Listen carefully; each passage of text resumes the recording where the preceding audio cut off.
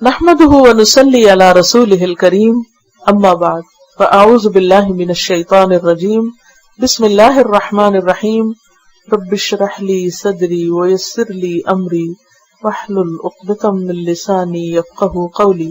سبق نمبر 110 آیت 107 سے 116 تک. لیسن نمبر 110 آیت 107 to 116.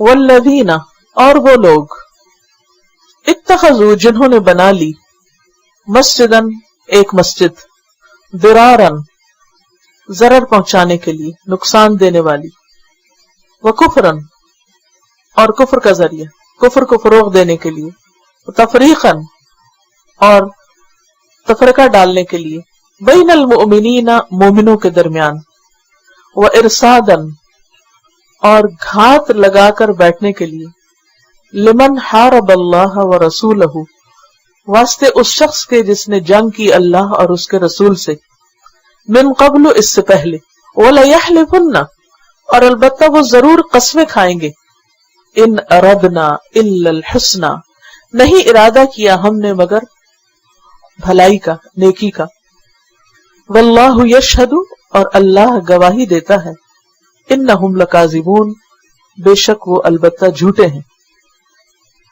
مدینہ میں آپ صلی اللہ علیہ وسلم کی آمد سے قبل خزرج قبیلہ کا ایک شخص تھا جس کا نام تھا ابو عامر. کیا نام تھا؟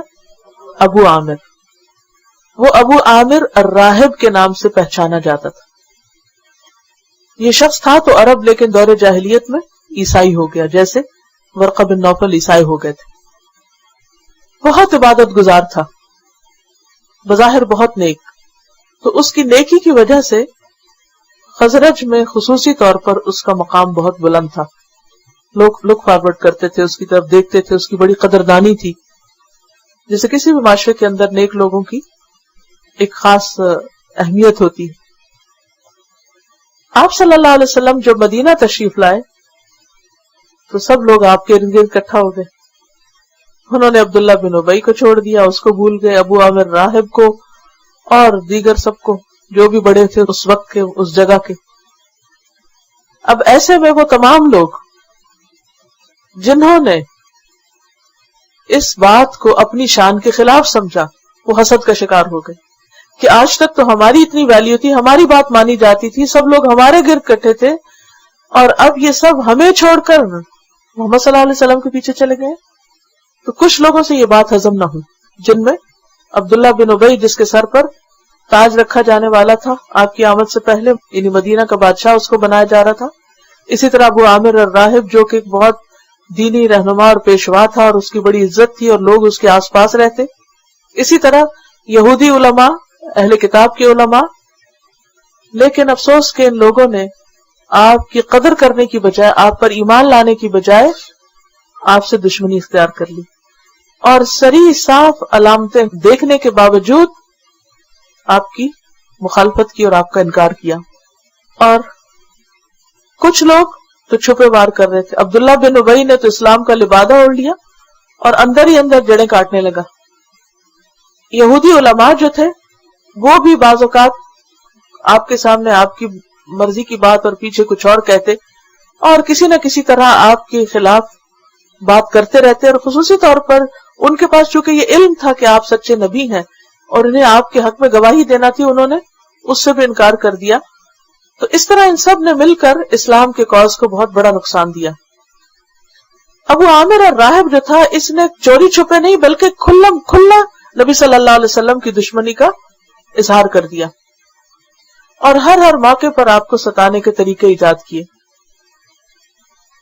جنگ احد کے موقع پر مسلمانوں کی صفوں کے بیچ میں جس نے گڑھے کھدوائے تھے وہ بھی یہی تھا. آپ کو یاد ہوگا کہ آپ صلی اللہ علیہ وسلم ان میں سے ایک گڑھے میں گر کر زخمی بھی ہوئے تھے، جس سے آپ کا دانت مبارک شہید ہوا تھا. تو یہ گڑھا بھی کس نے کھدوایا تھا؟ اسی ابو عامر الراہب نے. اور جنگ احد پر اکسانے والا بھی یہی تھا. پھر روم کے بادشاہوں سے جا کر ملا، ہرقل کے پاس گیا اور اسے آپ کے خلاف جنگ کرنے پہ اکسایا. ان کاموں کے علاوہ اس نے اسلام کو نقصان دینے کے لیے منافقین کو یہ مشورہ دیا کہ وہ اپنی مسجد الگ بنا لیں. اور الگ مسجد سے کیا ہوگا کہ لوگ کہیں گے جی عبادت گاہ ہے، اور اس کے اندر بیٹھ کے تم اپنے مشورے کر سکو گے، مختلف جگہوں سے جو ڈاک آئے گی اسے وصول کر سکو گے، اسلحہ جمع کر سکو گے. تو اس نے منافقین کے انتہائی گروپ کو، جس میں تقریباً 12 لوگ تھے، ان کو یہ بات سجھائی اور انہوں نے مسجد بنانی شروع کر دی. نبی صلی اللہ علیہ وسلم کے غزوہ تبوک کی طرف روانگی سے پہلے یہ مسجد تیار ہو چکی تھی. تو منافقین نے کہا کہ آپ آئیے، یعنی نبی صلی اللہ علیہ وسلم تشریف لائیں اور اس مسجد کا افتتاح کر دیں. لیکن آپ نے اس وقت یہ کہہ کر ٹال دی بات کہ ابھی غزوہ تبوک کی تیاری ہے، واپسی پر دیکھا جائے. جب آپ صلی اللہ علیہ وسلم غزوہ تبوک سے واپس آئے تو مدینہ پہنچنے سے کچھ پہلے جبریل علیہ السلام تشریف لائے اور یہ آیات لے کر آئے کہ آپ اس مسجد میں حاضر نہیں ہوں گے، نہ اس کا آپ افتتاح کریں گے اور نہ اس کو اپروو کریں گے، یہ تو مسلمانوں کو نقصان دینے کے لیے بنائی گئی ہے. تو اس میں بہت سارے سبق ہیں ہمارے لیے کہ بعض اوقات بظاہر خوبصورت دین کے نام پہ کیے جانے والے کام دراصل دین کے کاز کو نقصان دیتے ہیں، دین کے خلاف جاتے ہیں. بظاہر دیکھنے میں وہ ایک بہت نیکی کا کام نظر آتا ہے، لیکن چونکہ وہ مسلمانوں کے اندر تفریق پیدا کرتا ہے، مسلمانوں کی صفوں کو بانٹتا ہے، تو وہ نیکی کا کام بھی انسان کے خلاف حجت بنتا ہے، اور تمام بدعات اسی کیٹیگری سے تعلق رکھتی ہیں. تو اس پس منظر میں اس آیت کو پڑھیے، والذین، اور وہ لوگ یعنی منافقین اور ان کے سردار ابو عامر الراہب، الذین اتخذوا، جنہوں نے بنا لی، کیا بنا لی؟ مسجدن، مسجد، ضرارن، نقصان. ضرار اور ضرر ایک ہی طرح ہے. ضرر نقصان کو کہتے ہیں، ایسا نقصان جس میں خود کا نفع ہو. مثلا آپ کسی کو نقصان دیں تو اس نقصان میں آپ کا فائدہ ہو. اور ضرار وہ نقصان ہوتا ہے جس میں نہ دوسرے کا فائدہ اور نہ اپنا فائدہ، یعنی دوسرے کا بھی نقصان اور اپنا بھی کوئی فائدہ نہیں. تو یہاں پر مسجدن ضرارن نہیں کہا گیا، بلکہ کیا کہا گیا؟ ضرارن. تو ضرارن کا معنی کیا ہے؟ نقصان دینے کے لیے، یعنی نقصان دینے کی غرض سے جو بنائی گئی مسجد. وکفرن، اور کفر کو فروغ دینے کے لیے، یعنی اسلام کی ترقی میں رکاوٹ ڈالنے کے لیے. وتفریقا بین المومنین، اور مومنوں کے درمیان تفریق ڈالنے کے لیے. مسجد سے تفریق کیسے ہوتی؟ کیسے ڈیوائیڈ ہوتے ہیں لوگ؟ گروہ بندی، آبادی بٹ جاتی ہے مسلمانوں کی. وتفریقا بین المومنین، اور مومنوں کو بانٹنے کے لیے. اب لوگ اگر مسجد نبی میں جا رہے ہیں یا مسجد قباء میں جا رہے ہیں تو وہاں سے چھوڑ کر وہ کیا ایک تیسری جگہ جانا شروع ہو جائیں گے، اور وہاں جو لیڈ کر رہے ہیں اس مسجد کو وہ نبی صلی اللہ علیہ وسلم کے دشمن ہے، فتنہ پرداز ہے. تو اس سے اسلام کے کاز کو کتنا نقصان پہنچتا، جبکہ یہ کام دین کے نام پر کیا جا رہا تھا. کیونکہ مسجد بنانے کی فضیلت بھی بہت ہے اور اس کا ثواب بھی بہت ہے، اور بنانے والوں کی قدر و قیمت بھی بہت ہوتی ہے. خانہ کعبہ جنہوں نے بنایا، یعنی حضرت ابراہیم علیہ السلام نے، ان کا مقام کتنا بلند ہے، اور اللہ تعالیٰ نے ان کے قدموں کے نشان کو قیامت تک کے لیے پریزرو کر لیا. کسی نبی کے قدموں کے نشان اس طرح محفوظ نہیں جس طرح ابراہیم علیہ السلام کے. اس کی کیا وجہ تھی؟ کہ انہوں نے ان پتھروں پہ کھڑے ہو کر اللہ کا گھر بنایا تھا. تو اس سے پتہ چلتا ہے کہ اللہ کا گھر بنانا کتنا بڑا نیکی کا کام ہے. لیکن اگر اس میں بھی نیت ٹھیک نہیں اور مقصد ٹھیک نہیں، مقصد یہ ہو کہ مسلمانوں کو اس کے ذریعے نقصان پہنچے اور لوگ اسلام کی بجائے کفر کے وفادار بن جائیں یا کفر پھیلانے لگے یا تفرقہ بازی پھیلے. اور چوتھی چیز، وَإِرْصَادًا لِمَنْ حَارَبَ اللَّهَ وَرَسُولَهُ، ایسے لوگوں کے لیے پناہ گاہ بن جائے جو اللہ اور اس کے رسول سے جنگ کرنے والے ہوں یا ان کے مقاصد کو پورا کرنے والی ہو. تو ایسی مسجد فائدے کی بجائے نقصان دہ ہے، اسی لیے اس کو مسجدن ضرارن کہا گیا. وَإِرْصَاد، ارشاد کا لفظ رصد سے ہے، گھات لگا کے بیٹھنا. کبھی لفظ سنا رصد گاہیں؟ اصل میں رصد گاہیں ہوتی تھی پہلے زمانے میں، چونکہ ٹیلیسکوپ وغیرہ نہیں تھے تو لوگ بڑے بڑے ستونوں یا پلرز کے اوپر چڑھ کر وہاں پر ایسی آبزرویٹریز بناتے تھے کہ جس سے ستاروں کی گردش اور مختلف چیزوں کا جائزہ لیتے، اوپر بھی اور نیچے بھی، یا پہاڑوں کے اوپر ایسے مقامات بناتے جہاں جا کر وہ کائنات کی آبزرویشن کر سکے. یعنی گھات لگا کے بیٹھنے کی خاص طور پر وہاں پر بیٹھ کر وہ گھات یعنی چھپ کے اس طرح بیٹھنا کہ جس سے کسی کی حرکت کا جائزہ لیا جا سکے. لمن حارب اللہ و رسولہ، اس شخص کے لیے کمین گاہ جس نے اللہ رسول سے جنگ کی، یعنی اس کو ایک مرکز مل گیا. ابھی تک تو ابو عامر الراہب جو تھا وہ اپنے طور پر کوششیں کر رہا تھا، لیکن اب کیا ہوا کہ یہ مسجد بنا کر اس نے سوچا کہ اس کے اندر بیٹھ کر پلاٹنگ کی جائے، سازشیں کی جائے. اور پھر حارب اللہ و رسولہ، کب اس نے جنگ کی تھی اللہ رسول کے خلاف؟ مسجد بنانے سے قبل تبوک کے جہاد میں وہ شریک نہیں تھا، اور اس سے پہلے بھی جنگ احد کے موقع پر اس نے گڑھے وغیرہ کھدوائے. وَلَيَحْلِفُنَّ، اور البتہ ضرور وہ قسمیں کھائیں گے. کون؟ منافق، یہ مسجد بنانے والے. کیا قسمیں کھائیں گے؟ ان اردنا الا الحسنى، نہیں ارادہ کیا ہم نے مگر بھلائی کا، ہماری نیت بڑی اچھی ہے اور ہم تو صرف نیکی کا کام کرنا چاہتے تھے، ہم نے تو اس لیے یہ مسجد بنائی. واللہ یشہد انہم لکاذبون، اللہ گواہی دیتا ہے کہ بے شک یہ لوگ بالکل جھوٹے ہیں. کس بات میں جھوٹے ہیں؟ ان کا نیکی کا بھلائی کا کوئی ارادہ نہیں ہے، یہ مسلمانوں کو نقصان دینا چاہتے ہیں اور مسلمانوں کو تقسیم کرنا چاہتے ہیں. اور یہ گروہ جو تھا منافقین کا، یہ سب سے زیادہ شریر گروہ تھا، سب سے زیادہ نقصان دہ تھا، جنہوں نے اپنی دینداری کے لبادے میں یعنی دیندار ہونے کا لبادہ اوڑھ کر دینی کو نقصان دیا. اور آج بھی آپ دیکھیں کہ بہت دفعہ اسلام کے دشمن اسلام کو اتنا نقصان نہیں دیتے جتنا اسلام کے بے وقوف دوست اسلام کو نقصان دیتے ہیں. کیسے؟ ایسی حرکتیں کر کر اسلام کے نام پر جو دراصل اسلام میں ہے نہیں. جہاں تک مسجد پر مسجد بنانے کا تعلق ہے تو حضرت عمر رضی اللہ تعالیٰ عنہ نے ایک فرمان جاری کیا تھا اپنے دور حکومت میں، جس میں یہ ہدایت کی گئی تھی کہ ایک مسجد کے قریب دوسری مسجد نہ بنائی جائے جس سے پہلی مسجد کی جماعت اور رونق متاثر ہو.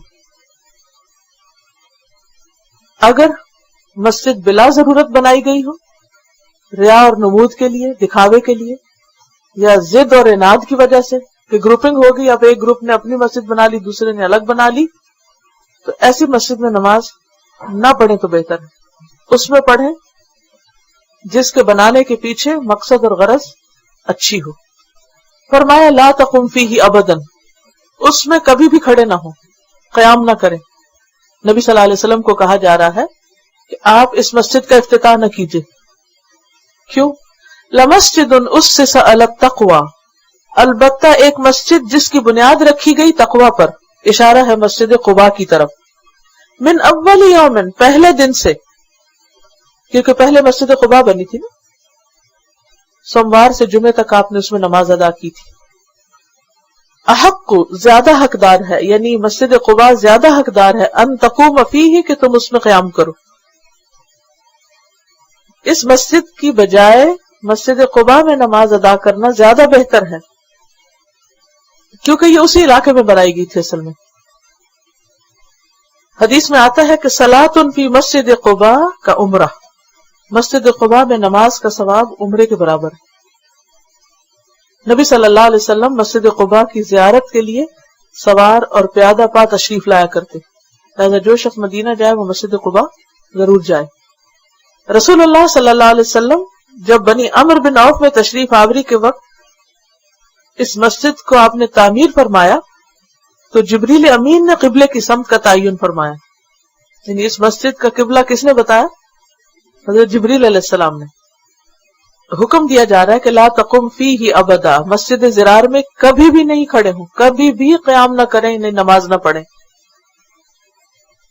اس کے مقابلے میں کہاں پڑھیں؟ مسجد تقوی میں. اور مسجد تقوی کون سی ہے یہاں؟ مسجد قباء. البتہ وہ مسجد جس کی بنیاد تقوی پر رکھی گئی، اللہ کے ڈر پر رکھی گئی، اول یوم سے زیادہ حقدار ہے کہ تم اس میں کھڑے ہو۔ فیہ رجال، اس میں کچھ لوگ ہیں، انصار کی طرف اشارہ ہے، یحبون ان یتطہروا، وہ محبت رکھتے ہیں کہ وہ پاکیزگی حاصل کریں، وہ پاک صاف رہنے سے محبت رکھتے ہیں۔ واللہ یحب المطہرین، اور اللہ محبت رکھتا ہے پاک رہنے والوں سے، پاکیزہ لوگوں سے اللہ محبت رکھتا ہے۔ نیک اور پاک صاف لوگ اللہ کے محبوب بندے ہیں۔ ان انصار کی جو تعریف بیان کی گئی تو نبی صلی اللہ علیہ وسلم نے ان سے پوچھا کہ اللہ تعالیٰ نے تمہاری طہارت کی تعریف فرمائی ہے، تم کیا کرتے ہو؟ انہوں نے کہا ہم ڈھیلے استعمال کرنے کے ساتھ ساتھ پانی بھی استعمال کرتے ہیں۔ یعنی اس دور میں ٹیشو پیپر تو نہیں ہوتے تھے، لیکن لوگ مٹی کے ڈھیلوں سے صفائی کر لیتے اور اتنے کافی سمجھتے، لیکن یہ لوگ استنجا بھی کرتے تھے، پوری طرح اپنے آپ کو صاف کرتے تھے، خوب کلین کرتے۔ تو آپ نے ان سے پوچھا کہ تم نے یہ کہاں سے سیکھا؟ تو انہوں نے کہا کہ ہم یہود کے پڑوس میں رہتے اور وہ پانی سے طہارت کرتے تھے، تو ہم نے ان سے سیکھ لیا۔ یعنی یہ اسلام لانے سے پہلے کی بات ہے۔ تو ان کے اس عمل کو اللہ تعالیٰ نے پسند فرمایا۔ اچھا، آج بھی آپ دیکھیں کہ بہت سے لوگ صرف ٹیشو پیپر پر اکتفا کرتے ہیں، اس سے پوری طہارت نہیں ہوتی۔ اگر کسی سفر میں ہے، کوئی انتہائی شدید مجبوری ہے تو اور بات ہے، لیکن عام حالات میں استنجا یعنی پانی سے اپنے آپ کو دھونا، اپنی نجاست کو دھونا زیادہ پسندیدہ ہے، اور اس چیز کو اللہ تعالیٰ پسند کرتا ہے۔ اس سے یہ بات بھی پتہ چلتی ہے کہ انسان کو اپنے جسم پر کوئی گندگی لگے نہیں رہنے دینا چاہیے۔ پیشاب کی چھینٹوں سے خاص طور پر بچنے کا حکم ہے۔ ایک شخص کی قبر کے پاس سے آپ گزرے تو اس قبر میں عذاب ہو رہا تھا، تو آپ نے فرمایا اس قبر میں عذاب ہو رہا ہے، اور عذاب کسی بڑی چیز سے نہیں ہو رہا بلکہ پیشاب کی چھینٹوں سے نہ بچنے کی وجہ سے ہو رہا ہے۔ اور دوسرا شخص جو تھا، دو قبریں تھی بیسیکلی جو اصل حدیث ہے، اور دوسرے شخص کو غیبت کرنے کی وجہ سے، چغلیاں کرنے کی وجہ سے عذاب ہو رہا تھا، عذاب قبر۔ ایک ظاہری نجاست میں تھا اور ایک باطنی نجاست میں۔ صاف ستھرا رہنا، اپنے جسم کو، اپنے لباس کو اور اپنے جگہ کو پاک صاف رکھنا، یہ اللہ کی محبت حاصل کرنے کا ذریعہ ہے۔ مرتے وقت جو فرشتے آتے ہیں تو جو روح پاک ہوتی ہے، جو پاک جسم میں ہوتی ہے، اس کو آ کر فرشتے خطاب کرتے ہیں کہ اے پاک روح جو پاک جسم میں ہے، تو نکل اور اپنے رب کی طرف چل۔ اور جو کافر کی روح ہوتی ہے تو اے خبیث روح جو خبیث جسم میں، کیونکہ ان کے ہاں تو طہارت کا وہ اہتمام نہیں ہوتا، نہ جنابت سے نہاتے ہیں اور نہ ہی عام ضروریات سے فارغ ہونے کے بعد اپنے آپ کو دھوتے ہیں۔ تو مسلمانوں کی یہ ایک بہت بڑی علامت، یہ شعار ہے کہ وہ پاک صاف رہیں۔ اللہ سبحانہ تعالیٰ نے حضرت ابراہیم علیہ السلام کو اپنا گھر پاک صاف رکھنے کا حکم دیا کہ خانہ کعبہ کو طواف اور اعتکاف اور قیام کرنے والوں کے لیے پاک رکھو۔ طہارت جو ہے وہ نصف ایمان کہا گیا، اور حتیٰ کہ جب نیو بورن بیبی ہے اس کو بھی نہلانے کے لیے کہا گیا۔ پھر اسی طرح ہر نماز کے وقت آپ کو وضو کرنا ہوتا ہے، خواہ بظاہر کوئی نجاست نہ لگی ہو، اللہ ہی کے پہلے سے وضو موجود ہو۔ وضو ٹوٹ جائے، وضو ٹوٹنے کی بہت سی وجوہات ہوتی ہیں، تو اس میں بعض اوقات وضو نہیں رہتا لیکن بظاہر تو کوئی نجاست نہیں لگتی، مگر ایک کانسیپٹ تو گندگی کا ہوتا ہے نا، تو وہ روحانی، یعنی کہ ایسے موقع پر جب انسان وضو کرتا ہے تو وہ روحانی طہارت کا بھی ذریعہ بنتا ہے، صرف ظاہری جسم کی نہیں بلکہ روح کی طہارت بھی ہوتی کہ کسی ایسے عمل سے انسان گزرے کہ جو اس کی طبیعت پر گراں ہو، تو اس کے بعد وہ کیا کرے، اللہ کے حضور حاضر ہونے سے پہلے اپنے آپ کو دھو کر پاک صاف کر لے۔ ایسے لوگوں سے اللہ محبت رکھتا ہے۔ جو لوگ وضو کا صحیح اہتمام نہیں کرتے وہ اپنے لیے اور دوسروں کے لیے مصیبت کا باعث ہوتے ہیں۔ ایسے لوگوں کے پاس سے اسمیل آتی، اور بعض اوقات وہ ذکر اور علم کے سیکھنے سکھانے میں بھی خلل کا باعث ہوتے ہیں۔ اس لیے خصوصی طور پر جب آپ نماز کے لیے جائیں تو طہارت کا اہتمام کریں، لباس کی اور جگہ کی اور ہر چیز کی، اور اسی طرح جب آپ دین کی تعلیم حاصل کرنے کے لیے نکلے تو بھی طہارت کا اہتمام کریں۔ اور طہارت بعض اوقات صرف کپڑے صاف پہننے سے نہیں ہوتی، جسم اور جسم کے بال اور نجاستیں صاف کرنا انتہائی ضروری ہے. بعض لوگ کے کپڑوں سے انتہائی شدید پسینے کی بو آتی ہے اور ان کے پاس نماز پڑھنا بھی محال ہو جاتا ہے. اس سے خاص طور پر بچیں. اس کے بارے میں ایک حدیث بھی آتی ہے کہ اصحاب رسول صلی اللہ علیہ وسلم میں سے ایک شخص ابو روح الکلائی کی روایت کو بیان کیا گیا ہے کہ نبی اکرم صلی اللہ علیہ وسلم نے انہیں صبح کی نماز پڑھائی. یعنی کچھ لوگ تھے، صبح کی نماز ہو رہی تھی جس میں آپ نے سورہ روم کی تلاوت شروع کی.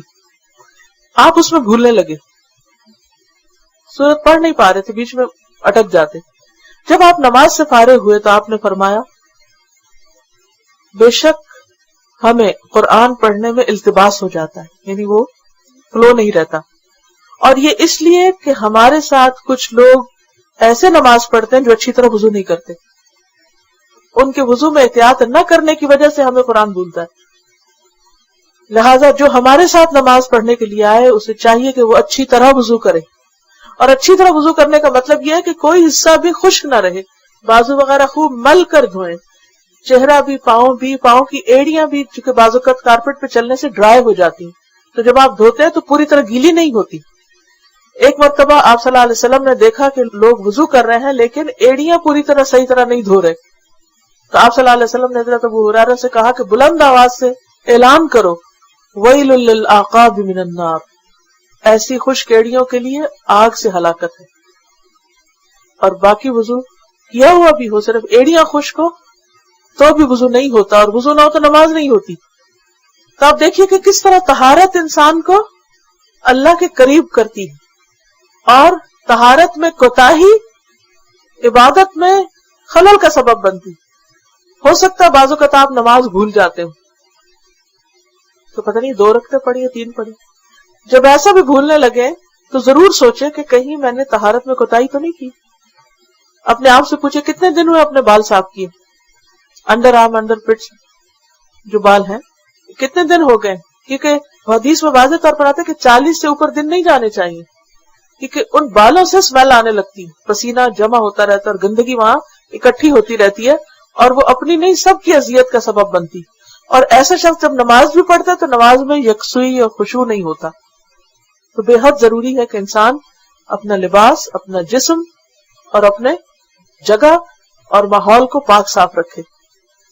نیلز میں بھی بعض اوقات یہ ہوتا ہے کہ جب بڑے ہوتے ہیں تو اندر غلاظت جمع رہتی، کیونکہ جو جڑ ہوتی ہے نا نیل کی، اس میں بعض اوقات وہ پھر پوری طرح، کئی لوگ تو بیٹھ کے مجلسوں میں بھی صاف کرتے رہتے ہیں، لوگوں کے انتہائی مکروہ حرکت ہوتی ہے. یعنی کسی مجلس میں بیٹھ کے ناک صاف کرنا، ناخن صاف کرنا، دس از ناٹ فیئر، دوسروں کے لیے اذیت کا باعث ہوتا ہے. تو جب ناخن بڑھاتے ہیں تو اس میں بھی یہ ہوتا ہے کہ نیچے میل پھنس جاتی ہے، تو اس کو بھی دھونا اور صاف کرنا جو ہے ضروری ہے، کیونکہ آپ انہی ہاتھوں سے اپنے آپ کو صاف کرتے ہیں، اپنی نجاست صاف کرتے ہیں، اور پھر پوری طرح جرمز نکلتے نہیں کہ آپ وضو کر لیتے ہیں، آپ وضو کر کے نماز پڑھ رہے ہیں اور آپ گندگی وہیں پر ہے. اسی طرح بعض اوقات ہمارے گھر بند ہوتے ہیں تو لہسن اور پیاز وغیرہ بہت، جب ہم اس میں تو کپڑوں میں بہت خوشبو آ جاتی ہے، اور اگر آپ مسجد جا رہے ہیں، جمعہ پڑھنے جا رہے ہیں تو پلیز کپڑے چینج کر کے آخری چیز کیجئے جو کپڑے چینج کرنا. تو اس کے طریقے بھی ہیں ان کو دور کرنے کے. تو ظاہر ہے کھانا بھی پکانا ہے اور اپنے طریقے پہ، لیکن سب کو معلوم ہے کہ کیا کیا طریقہ ہو سکتا ہے. تو یہاں اللہ تعالیٰ واضح طور پر فرما رہے ہیں فیہ رجال یحبون ان یتطہروا، اس میں کچھ لوگ ہیں جو پاک رہنے سے محبت کرتے ہیں، پاک رہنا پسند کرتے ہیں، اور اللہ بھی ان کو پھر پسند کرتا ہے، اللہ بھی ان سے محبت رکھتا ہے. تو گویا طہارت جو ہے اللہ کی محبت کا ذریعہ ہے. اور جب اللہ تعالیٰ کسی سے محبت کرتا ہے تو اللہ تعالیٰ اس کی محبت جبریل کو کہتے ہیں کہ تم بھی اس سے محبت کرو. پھر جبریل محبت کرنے لگتے ہیں، پھر جبریل سارے آسمان والوں کو آواز دے کے پکارتے ہیں اے لوگو فلاں شخص سے اللہ محبت کرتا ہے، تم بھی محبت کرو. سارے آسمان والے اس سے محبت کرنے لگتے ہیں، پھر وہ محبت زمین پر بھی اتار دی جاتی ہے. لیکن یہ شروع کہاں سے ہوئی؟ ہم سمجھتے ہیں وہ بہت بڑے سینٹ اور اولیاء اللہ اور معلوم نہیں سپر نیچرل قسم کی چیزیں ہوگی جن سے اللہ محبت کرتا ہے. یہاں انصار کے لوگ جو مدینہ سے تھوڑا دور باہر رہتے ہیں، قباء کی بستی میں، لیکن صاف ستھرے رہتے ہیں، نجاست ان کے جسموں پر نہیں لگی ہوئی، اور اس چیز سے وہ محبت کرتے ہیں، تو ان کی اس صفت کی بنا پر اللہ ان سے محبت کرتا ہے. یہ صرف ان کے لیے تھوڑی ہے، اگر ہم بھی یہ کریں تو اللہ تعالیٰ ہم سے بھی محبت کرے گا، اور جب اللہ محبت کرے گا تو بندے بھی محبت کریں گے. بعض اوقات ہم سوچتے ہیں کیا وجہ لوگ مجھ سے کیوں بھاگتے ہیں، کیوں چڑھتے ہیں، اور ہمیں ریزن نہیں پتا ہوتی کہ کیوں چڑھتے ہیں، اور کوئی آپ کو بتاتا بھی کوئی نہیں، کیونکہ وہ ڈرتے ہیں کہ آپ کو بتائیں گے آپ ناراض ہو جائیں گے. تو سوچئے کہ کہیں کوئی ایسی چیز تو نہیں کہ جس سے ہم اللہ کی محبت سے دور ہو رہے ہیں، اور پھر اللہ کی محبت کے بعد فرشتے بھی ہم سے بھاگتے ہیں، کیونکہ جن کے کپڑوں اور جسموں سے اسمیل آ رہی ہے تو فرشتے وہاں کہاں رہیں گے. اور پھر اس سے آگے بڑھ کر یہ ہے کہ لوگ بھی بھاگنے لگتے ہیں. تو وہ جو اصل کنجی ہے وہ یہاں ہے، قرآن کے اندر ہے، جو بتاتا ہے کہ کیا کرو. منہ سے بدبو آتی ہے، اس سے یہ کہ کسی کے ساتھ بات کرنا بھی محال ہوتا ہے، تو ایسے میں یہ ہے کہ اس کا بھی علاج موجود ہے، ماؤتھ فریشنر استعمال کیجیے. افمن اسس بنیانہ علی تقوی من اللہ، کیا پھر جس نے بنیاد رکھی اپنی عمارت علی تقوی، تقوی پر، من اللہ، اللہ کی طرف سے. بنیان جو ہے بنا سے ہے، بنا کا معنی تھا تعمیر کرنا، عمارت بنانا، اس طرح کہ اس کے تمام اجزاء ایک دوسرے میں پھنسے ہوئے ہوں، جیسے اینٹیں رکھے نا اینٹ کے اوپر اینٹ، اس طرح کی تعمیر جو ہوتی ہے اس کو بنا کہتے ہیں. اور بنیان اس تعمیر کو کہتے ہیں جو یہ شرط پوری کرے، ہاں یہ صرف بنیاد میں ہو یا دیوار یا پوری عمارت. تو جس نے بنیاد رکھی اپنی عمارت کی اللہ کے تقوی پر، ورضوان اور رضامندی پر، خیرن بہتر ہے، ام من یا جس نے اسس بنیانہ بنیاد رکھی اپنی عمارت کی، علی شفا جرف کسی کھائی کے کنارے پر. کھائی کیا ہوتا ہے؟ جو اندر سے کھائی ہوئی زمین ہوتی ہے اور اس کے اوپر کنارہ، یعنی کٹاؤ والی زمین جس کا کنارہ اوپر نظر آ رہا ہوتا ہے، اور اگر کوئی اس پہ پاؤں رکھے تو کیا کرے گا؟ نیچے جا گرے گا. یعنی گڑھے کے کنارے پر. گڑھے کا کنارہ آپ یوں سمجھیے کہ اگر آپ کبھی کسی دریا کے پاس یا نہر کے پاس گئے ہو تو نہر گزر کے جتنے ایریا میں پانی ہوتا ہے نا ادھر سے مٹی جاتی رہتی ہے تو کیا ہوتا ہے، اندر سے دیوار کھائی جاتی ہے اور اوپر سے وہ جو ہوتا ہے اس کی زمین وہ آگے کو بڑھی ہوئی ہوتی ہے. اب اگر کوئی نادان اس زمین میں جا کے کھڑا ہو تو نہر کے اندر گر سکتا ہے، کلف جیسے ہوتی ہے، اندر سے کھوکھلا ہوتا ہے، یعنی بنیاد مضبوط نہیں. یہ ایسا ہی ہے کہ اگر کوئی شخص بنیاد کھودے بغیر عمارت کھڑی کر دے زمین پر ہی اینٹیں رکھ کے تو کیا ہوگا؟ اوپر والا فلور جب پڑے گا سب نیچے آ جائے گا.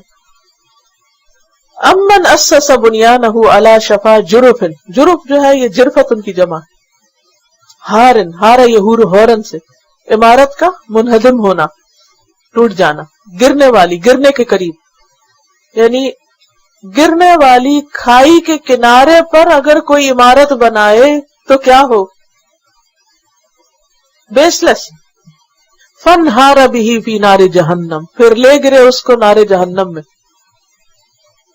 کس کو؟ اس عمارت کو، اس عمارت سمیت وہ جا جہنم میں گرے. یعنی اگرچہ یہ بظاہر مسجد ہے لیکن چونکہ نیت درست نہیں، بنیاد درست نہیں، تو کیا ہوگا؟ ہر چیز سمیت ہلاکت، تباہی کا سبب ہوگی. واللہ لا یہدی القوم الظالمین، اور اللہ ظالم لوگوں کو ہدایت نہیں دیتا. زندگی کی عمارت بھی انسان یا تقوی پہ تعمیر کرتا ہے یا ظلم پر. خطبہ نکاح میں کتنی بار تقوی کا ذکر آتا ہے؟ 3 آیتوں میں 4 بار، جو اس بات کی علامت ہے کہ نکاح کے بعد جو گھر بن رہا ہے اس کی بنیاد تقوی پہ رکھو، اللہ کے ڈر پہ، ایک دوسرے کو حقوق دو خدا سے ڈر کے. لیکن کچھ لوگ اللہ کے ڈر کی بجائے کس پہ بنیاد رکھتے ہیں؟ ظلم پر. تو جو لوگ ظلم پر عمارت بناتے ہیں ظلم کی بنیادوں کے ساتھ، وہ پھر عمارت ناپائیدار ہوتی ہے. ایسا گھر کبھی پنپتا نہیں، وہ بننے سے پہلے ہی یا بن کے ٹوٹ جاتا ہے، وہ عمارت گر جاتی ہے. ایسے ہی ہوتا ہے نا. واللہ لا یہدی القوم الظالمین، ظالموں کو اللہ ہدایت نہیں دیتا. تو ظالم کون ہوئے یہاں؟ جن کی نیتیں خراب ہیں، جو دھوکہ بازی کرتے ہیں، جو اوپر سے کچھ نظر آتے ہیں اندر سے کچھ اور ہوتے ہیں، جو دوسروں کو نقصان دینے کی کوشش کرتے ہیں.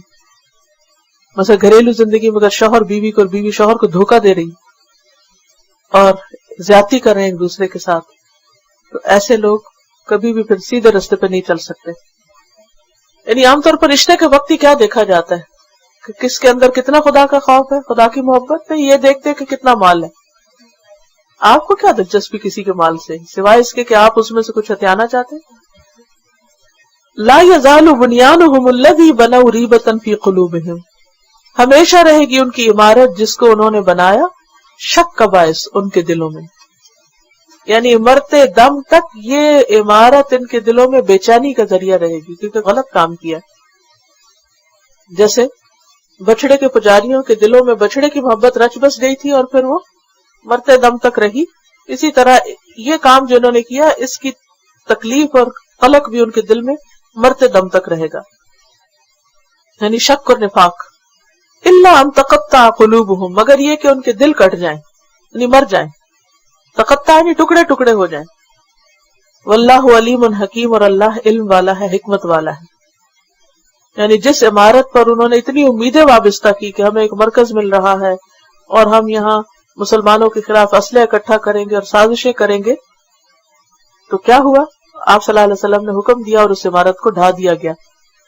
اور جابر بن عبداللہ کہتے ہیں کہ میں نے رسول اللہ صلی اللہ علیہ وسلم کے عہد میں مسجد زرار سے دھواں نکلتے ہوئے دیکھا جب اسے گرایا گیا. سبق کیا ملا؟ خلاصہ یہ ہے کہ جو بھی کام کریں، چاہے چھوٹا کریں یا بڑا کریں، دین کے نام پر کریں یا دنیا کا کریں، خالص ہو، صاف ستھرا ہو، کوالٹی والا ہو. بڑے سے بڑا کام اگر بنیاد درست نہیں تو عمارت گر کے رہے گی، فائدہ نہ دے گی. درود شریف اگر چھوٹا بھی ورژن ہے لیکن اوتھینٹک ہے، خلوص سے پڑھا جا رہا ہے، کوئی دکھاوا نہیں، ریاکاری نہیں، تو اس کے کہیں زیادہ برکتیں اور فائدے ہوں گے.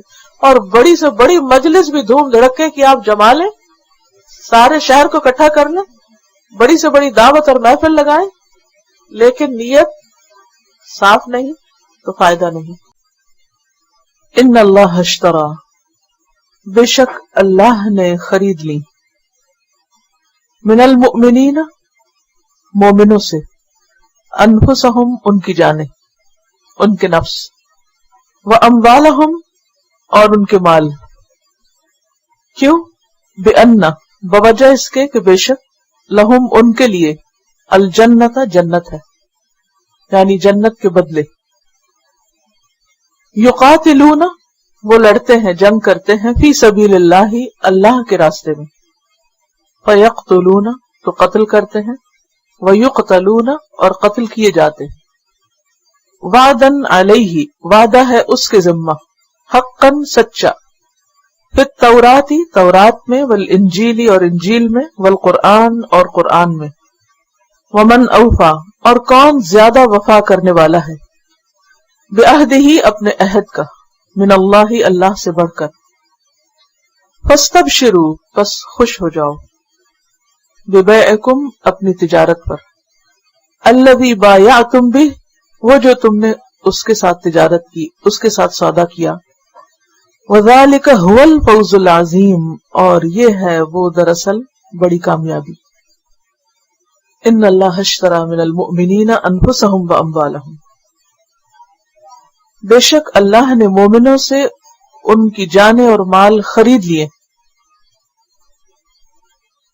اور بدلے میں ان کے لیے جنت رکھتی ہے. اشترا کا لفظ ایکسچینج کے لیے بھی آتا ہے، ایک چیز دے کر دوسری چیز لینا، ایکسچینج کرنا. سودے میں بھی یہی ہوتا ہے، آپ پیسے دیتے ہیں اور اس کے بدلے چیز لے لیتے ہیں. اور یہاں کیا مراد ہے اس سودے سے، اس تجارت، ایکسچینج سے؟ کہ مومنوں نے اپنی جانیں اور مال اللہ کے حوالے کر دیے، اللہ کے سپرد کر دیے، یعنی دین کے لیے مال اور جان وقف کر دیے، کیونکہ وہ بدلے میں جنت چاہتے. اس سے پتہ یہ چلتا ہے کہ جنت کا حصول آسان نہیں. جو جنت کا شوق رکھتا ہے اسے جنت کی قیمت دینی ہوگی، اور جنت کی قیمت انسان کی اپنی جان ہے. اور پھر اس کے بعد انسان کی محبوب ترین چیز اس کا مال. وَإِنَّهُ لِحُبِّ الْخَيْرِ لَشَدِيدٌ، کیونکہ انسان مال کی محبت میں بہت شدید ہے. جب انسان اپنے آپ کو اللہ کے حوالے کر دیتا ہے، اللہ کی مرضی کے تابع کر دیتا ہے، اللہ کے سپرد کر دیتا ہے، تو اس کا مطلب یہ ہوتا ہے کہ وہ دین کے لیے انتہائی سچا ہو گیا ہے. اب دین اس کا ذاتی معاملہ ہے، وہ کوئی اس سے الگ چیز نہیں، وہ اس کی بالکل اپنی چیز ہے. اور اس طرح وہ دین کی کیئر اور دین کی خدمت اسی طرح کرتا ہے جیسے وہ اپنے بچوں کی خدمت کرتا ہے یا وہ اپنی ذاتی ضروریات پوری کرتا ہے. صبح سے لے کر شام تک ہم اپنے بہت سے ذاتی کام کرتے ہیں اور ان میں کوئی کمی نہیں آنے دیتے، اور وہ سارے کام کر کے ہم کسی پر احسان بھی نہیں جتاتے. کیا ہم میں سے کوئی یہ کہتا ہے کہ کھا لیا میں نے کھانا؟ نہیں، کھانا آپ کی اپنی ضرورت ہے، آپ کھائیے. یا اسی طرح کوئی بھی آپ اپنا کام کرتے ہیں تو آپ اس کا تذکرہ نہیں کرتے، کیونکہ آپ اپنے فائدے کے لیے کر رہے ہیں، اپنی ضرورت کے لیے کر رہے ہیں. اسی طرح دین کا کام بھی جو اپنی جان اور مال اللہ کو بیچ دیتا ہے، وہ دین کا کام بھی اس طرح کرتا ہے جیسے وہ کوئی اپنی ذاتی غرض پوری کر رہا ہو، اور وہ کر کے کسی پر بھی وہ احسان نہیں جتاتا، کسی کے اوپر دان نہیں رکھتا کہ لو کر لیا میں نے. جب کوئی چیز آپ خریدتے ہیں تو اس کے بعد وہ چیز آپ کی ہو جاتی، لیکن وہ اسی صورت میں آپ کی ہو سکتی ہے جب آپ اس کی قیمت دے دیں. جب تک آپ اپنے گھر کی ساری مارگیج پے نہیں کر دیتے، کیا گھر آپ کی ملکیت ہو جاتا؟ نہیں. تو بات یہ ہے کہ جب تک آپ وہ سارے کام کریں گے نہیں جو کرنے کو کہے گئے ہیں، اس وقت تک اس کی قسطیں ادا نہیں ہوگی اور گھر آپ کے نام نہیں لگے گا، جنت آپ کی ہو نہیں سکتی جب تک وہ سارے کام نہ کریں جو جنت میں جانے کے لیے ضروری ہیں. سوچئے کہ جب آپ گھر خریدتے ہیں تو پھر اس کو کس طرح ڈیکوریٹ کرتے ہیں؟ کس کی مرضی کے مطابق؟ اپنی مرضی کے مطابق. اس میں جو فرنیچر خرید کے لاتے ہیں یا ڈیکوریشن پیس یا کوئی بھی جو ضرورت کے اپلائنسز وغیرہ، کس کوالٹی کے چاہتے ہیں آپ؟ اچھے یا بہت ہی اچھے؟ بہت ہی اچھے. بہت ہی اچھے لانے کے لیے آپ کو کیا کرنا پڑتا ہے؟ بہت اچھی قیمت دینی پڑتی، اور بہت اچھی قیمت دینے کے لیے پھر آپ کو بہت زیادہ کام کرنا پڑتا ہے. 2 جابز کرنی پڑتی ہیں، کبھی نائٹ شفٹ کرنی ہوتی، کبھی دن کو کام کرتے ہیں، آنکھ تک صبح سے رات، رات سے صبح تک ایک ہی فکر لگی رہتی ہے کہ اس چیز کا بل پے کرنا ہے، اس کی قیمت ادا کرنی ہے، یہاں پیسہ دینا ہے، وہاں دینا ہے. کس لیے؟ اگر ہم دیکھیں تو ہماری آمدنی کا ایک بڑا حصہ کہاں جاتا ہے؟ صرف ضروریات پوری کرنے میں. گھر، گاڑی، رہن سہن، کھانا پینا، ساری بھاگ دوڑ اسی کے لیے ہوتی ہے. کیا ہم اس میں اپنی جان لگا رہے ہیں؟ مال لگا رہے ہیں؟ لگاتے ہیں؟ تب ہمیں یہ عارضی دنیا کے تھوڑے سے فائدے حاصل ہوتے ہیں. لیکن جب جنت کا معاملہ آتا ہے تو ہم سمجھتے ہیں کہ جنت تو خود ہی مل جائے گی، شاید مفت میں تقسیم ہو رہی ہے، ہر ایک کے نام ایک ایک پلاٹ لگ جائے گا، اس کے لیے کام کرنے کی ضرورت ہی نہیں. جنت اللہ کا سودا ہے، اور حدیث میں آتا ہے الا ان سلعۃ اللہ غالیہ، خبردار اللہ کا سودا بڑا مہنگا ہے، اس کے لیے اس سے بھی زیادہ کام کرنا پڑے گا. لیکن آنےسٹلی ہم دیکھیں کہ ہم کر کیا رہے ہیں. شوق تو ہے ہمیں جنت میں جانے کا، لیکن اس کے لیے نہ جان لگانا چاہتے نہ مال، اور اگر تھوڑا سا کچھ اوپر نیچے کر بھی لیں تو پھر احسان جتانے لگتے ہیں، دکھاوا کرنے لگتے ہیں، لوگوں کو بتانے لگتے ہیں ہم نے اتنا کیا، گویا لوگوں نے ہمیں کچھ دینا ہے، جو ان کو راضی کرنے کی فکر ہے ہمیں. تو ان اللہ اشتری من المؤمنین انفسهم واموالهم بان لهم الجنہ. اب جنت آپ کی ہو گئی، اب آپ جتنی چاہیں بڑی کریں، بڑھائیں اس کا سائز، اس کے اندر جو کچھ چاہیں لائیں، جس درجے کی آپ جگہ چاہتے ہیں اسی کے مطابق آپ کو محنت کرنی پڑے، کیونکہ جنت کے بھی کئی درجے ہیں. ایک حدیث میں 100 درجے آتا ہے، اسی طرح قرآن کی ہر آیت کے لیے ایک درجے کا ذکر آتا ہے. تو جنت کے درجات حاصل کرنے کے لیے بھی اور بڑے درجے پانے کے لیے بھی پھر بڑے درجے کی کوشش کرنی پڑے گی، چھوٹی موٹی کوشش کافی نہیں. تو ان اللہ اشتری من المؤمنین انفسهم واموالهم، لیکن ہم میں سے ہر شخص اپنا اپنا حساب کرے کہ اس کی جان، اس کی سکلز، اس کا وقت کس کام میں لگتا ہے زیادہ، وہ کس کام میں تھک رہا ہے، مال کا ایک بڑا حصہ کس کام میں لگتا ہے. اور پھر حال یہ ہے کہ مثلاً اللہ نے اگر ہمیں مال دیا ہے تو ہم یہ نہیں کرتے کہ چلو جو ضرورت کا استعمال کریں اور کچھ دوسروں کی ضرورت پوری کریں اور اس کے بعد کچھ اللہ کے راستے میں بھی دیں. ہم پھر پلٹ پلٹ کر اس کو اپنے بعد اپنی نسلوں کے لیے چھوڑ دیتے ہیں جو ہمارے لیے کچھ بھی نہیں کرتے. میں نہیں کہتی کہ بچوں کے لیے کچھ نہیں چھوڑنا چاہیے، لیکن ساتھ ہی یہ بھی سوچیں کہ اپنی جنت کے لیے کیا دیا ہے، اپنی آخرت کے لیے کیا کیا ہے، اپنے لیے آگے کیا بھیجا ہے خود اپنے ہاتھ سے. اگر ہم نے خود اپنے ہاتھ سے نہیں دیا تو ہمارے پیچھے سے کون ہمارے خاطر دے گا؟ اگر ہم اپنے خود نہیں بنے تو کوئی اور ہمارا کیا بنے گا؟ جب ہم نے وہ نمونہ قائم ہی نہیں کیا بچوں کے سامنے کہ اللہ کے لیے بھی کچھ دیتے ہیں تو وہ کہاں سے سیکھیں گے کہ انہیں بھی کچھ ایسا کرنا ہے. تو ان اللہ اشتری من المؤمنین، بے شک اللہ نے خرید لی مومنوں سے جو واقعی مومن بن گئے، جو واقعی ایمان لانے والے ہیں، جانوں اور مالوں کے بدلے جنت. یعنی اللہ نے مومنوں سے جان اور مال لے لیے جنت دینے کے لیے. حسن بصری کا کہنا ہے، ان اس آیت کی تفسیر میں کہتے ہیں کہ اللہ نے تجھے دنیا عطا کی، جو کچھ بھی ہمیں دنیا میں سے ملا ہے، کہ تو کچھ دنیا دے کر جنت خرید لے.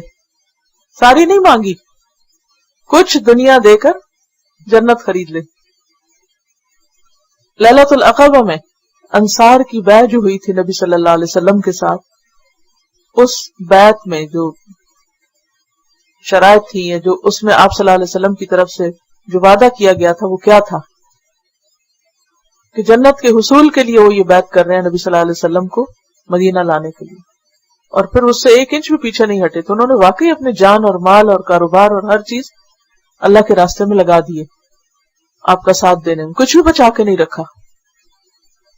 اور سورۃ توبہ میں بھی آپ دیکھتے ہیں کہ کس طرح عین جب ان کے پھل پک گئے تھے، کہ مدینہ والے زراعت پیشہ لوگ تھے، جب ان کے پھل پک گئے تھے کھجوروں کے، اس وقت وہ پکے پھل چھوڑ کر جو کہ خراب ہو سکتے تھے وہ اللہ کے راستے میں نکل گئے. کیونکہ بازو کا دین کو ایسی قربانی بھی چاہیے ہوتی ہے کہ ایک طرف دنیا کا واقعی نقصان ہو رہا ہوتا ہے اور اس نقصان کے ہوتے ہوئے انسان دین کے تقاضے کو پورا کرے. یعنی مال کی قربانی دے کر، مال کی قربانی صرف یہ نہیں ہوتی کہ آپ جا کے کوئی صدقہ خیرات کے ڈبے میں کچھ پیسے ڈال دیں، وہ ٹھیک ہے اپنی جگہ، لیکن کسی وقت اپنی کسی جاب کو کوئٹ کرنا یا پھر پارٹ ٹائم کر لینا یا کم درجے کی نوکری لے لینا صرف اس لیے کہ مجھے کچھ وقت اپنی آخرت کے لیے بھی مل جائے. ایسا کام کروں کہ جس میں میں اپنی نمازیں بھی پڑھ سکوں، ایسا ہو کہ جس میں میں دین کی خدمت کے لیے اپنا کچھ وقت بھی نکال سکوں، اس کام کے لیے بھی کچھ میرے پاس موقع بچے. یہ سب بھی کیا ہے؟ دراصل مال کی قربانی. دنیا میں کم پہ راضی ہو جانا کس لیے؟ تاکہ کل آخرت میں زیادہ بڑا درجہ اور مقام حاصل کر سکیں. اب یہاں پر آپ دیکھیے کہ آگے اللہ تعالیٰ فوراً بعد جو شرائط بتاتے ہیں اس میں بھی جان دینے کی بات ہے کہ جان کس طرح دیتے ہیں، کہاں دیتے ہیں. یعنی ایک تو نا جان لگانا، محنت کرنا، اور ایک یہ کہ الٹیمیٹلی جان دے دینا جب ضرورت پڑے، جیسے نبی صلی اللہ علیہ وسلم کے زمانے میں صحابہ کرام نے کیا. یقاتلون فی سبیل اللہ، کہ جنگ کرتے ہیں اللہ کے راستے میں، کیونکہ اسلام سے پہلے جنگ حمیت کے نام پر ہوتی تھی یا دنیا کا مال حاصل کرنے کے لیے لوٹ مار لوگ کیا کرتے تھے. لیکن اب کیا تھا کہ اسلام نے آ کر اس کو ریسٹرکٹ کر دیا کہ نہیں، جنگ صرف ایک وجہ سے ہو سکتی ہے، اور وہ کیا ہے؟ فی سبیل اللہ، صرف اللہ کی رضا میں. فیقتلون ویقتلون، خواہ وہ مارے یا مرے، دونوں صورتوں میں اللہ کا وعدہ ہے. یعنی کبھی ان کے ہاتھ سے کوئی مرتا ہے، کبھی وہ کسی کے ہاتھ سے مرتے ہیں. وعدن علیہ، اللہ کے ذمہ وعدہ ہے، حقاً سچا، فی التوراۃ والانجیل والقرآن، تورات، انجیل اور قرآن میں. سب سے پہلے تورات کا ذکر کیا گیا کیونکہ نزولی ترتیب میں سب سے پہلے یہ نازل ہوئی، پھر انجیل کا ذکر ہے، والقرآن اور قرآن کا. اس سے پتہ یہ چلتا ہے کہ یہ وعدہ یہود و نصارہ کے لیے بھی تھا جنت کا، ان کے لیے بھی یہی شرط تھی، اور ان کے لیے بھی جہاد واجب تھا. یہ صرف مسلمانوں کے لیے نہیں بلکہ ان کے لیے بھی تھا. قرآن مجید میں تو ہم نے پڑھا بارہا جنگ کرنے یا جہاد کرنے کا حکم. حدیث میں بھی آتا ہے، صحیحین کی حدیث ہے، اللہ تعالیٰ نے اس شخص کی ذمہ داری قبول فرما لی جو اس کے راستے میں نکلے، یعنی اس کے راستے میں جنگ کے لیے نکلے. پھر فرمایا کہ اسے میرے راستے میں جہاد اور میرے رسولوں کی تصدیق کے سوا اور کوئی چیز نہیں جو نکالے، یعنی صرف اللہ کی خاطر. اور پھر اگر وہ اس راستے میں فوت ہو جائے تو اللہ تعالیٰ اس کو جنت میں داخل فرمائے گا، اور اگر وہ فوت نہ ہو یعنی شہید نہ ہو اور واپس گھر چلا جائے تو اللہ تعالیٰ اسے اجر و ثواب یا غنیمت کے ساتھ لوٹا دے گا. حدیث میں آتا ہے، نبی صلی اللہ علیہ وسلم نے فرمایا، لغدوۃ فی سبیل اللہ او روحۃ خیر من الدنیا وما فیہا. اللہ کے راستے میں صبح کے وقت یا شام کے وقت نکلنا دنیا اور دنیا کے اندر جو کچھ ہے سب سے بہتر ہے. کیا کچھ ہے دنیا میں؟ بہت سی اٹریکشنز کی چیزیں، بڑے بڑے پیلسز ہیں، بڑی بڑی انٹرٹینمنٹ کی چیزیں ہیں، مال و دولت ہے، تفریحات ہیں، پارکس ہیں، گھومنے پھرنے کی جگہ ہیں جہاں پر لوگ جانے کے لیے ساری زندگی پیسہ جمع کرتے ہیں، اور اگر چکر لگ جائے تو بڑا فخر جتاتے ہیں. لیکن اس چکر سے زیادہ ایک دفعہ صبح کے وقت یا شام کے وقت اللہ کے راستے میں نکلنا ان سب چیزوں سے زیادہ قیمتی. ان سب چیزوں، اگر کوئی یہ ساری چیزیں بھی حاصل کر لے، پوری دنیا کو اون کر لے، اور اس کے مقابلے میں اگر وہ اللہ کے راستے میں نکلے تو وہ اس سے بڑی دولت کما کے واپس جائے گا. اب ظاہر ہے کہ آج کے دور میں جنگ تو نہیں، جہاد نہیں، کوئی آپ جس جگہ جو حالات اور مواقع ہیں، لیکن پھر اللہ کے راستے میں کہاں نکلنا اور کیسے نکلنا؟ دین کی تعلیم کے لیے نکلنا بھی اللہ ہی کے راستے میں نکلنا ہے، اگرچہ اس درجے کا نہیں لیکن مقصد وہی ہے، اللہ کی رضا. تو صبح کے وقت نکلنا یا شام کے وقت نکلنا خیر من الدنیا وما فیہا، دنیا اور جو کچھ اس کے اندر ہے سب سے بہتر ہے. تورات میں آتا ہے، کیونکہ یہاں تینوں کا ذکر ہے نا، قرآن، تورات اور انجیل. تورات میں آتا ہے، سن اے اسرائیل، خداوند ہمارا اکیلا خداوند ہے، تو اپنے سارے دل اور اپنے سارے جی اور زور سے خداوند اپنے خدا کو دوست رکھو. یعنی اپنے دل اور اپنے سارے جی اور زور سے، یعنی اپنی ساری انرجیز اس کے راستے میں لگاؤ، یہ مراد ہے. یہ باب استثناء میں ہے.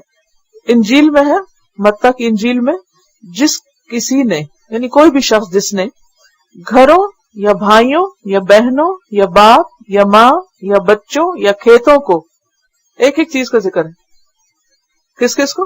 گھروں، بھائیوں یا بہنوں، باپ یا ماں یا بچوں، یا اس لیے کہ بعض اوقات کسی کا بھائی ہوتا ہے اور کسی کی بہن ہوتی ہے اور کسی کی ماں ہوتی ہے اور کسی کا باپ، یعنی کوئی ون آف دم، یا کھیتوں کو میرے نام کی خاطر چھوڑ دیا یعنی نکلا، اس کو 100 گنا ملے گا اور ہمیشہ کی زندگی کا وارث ہوگا.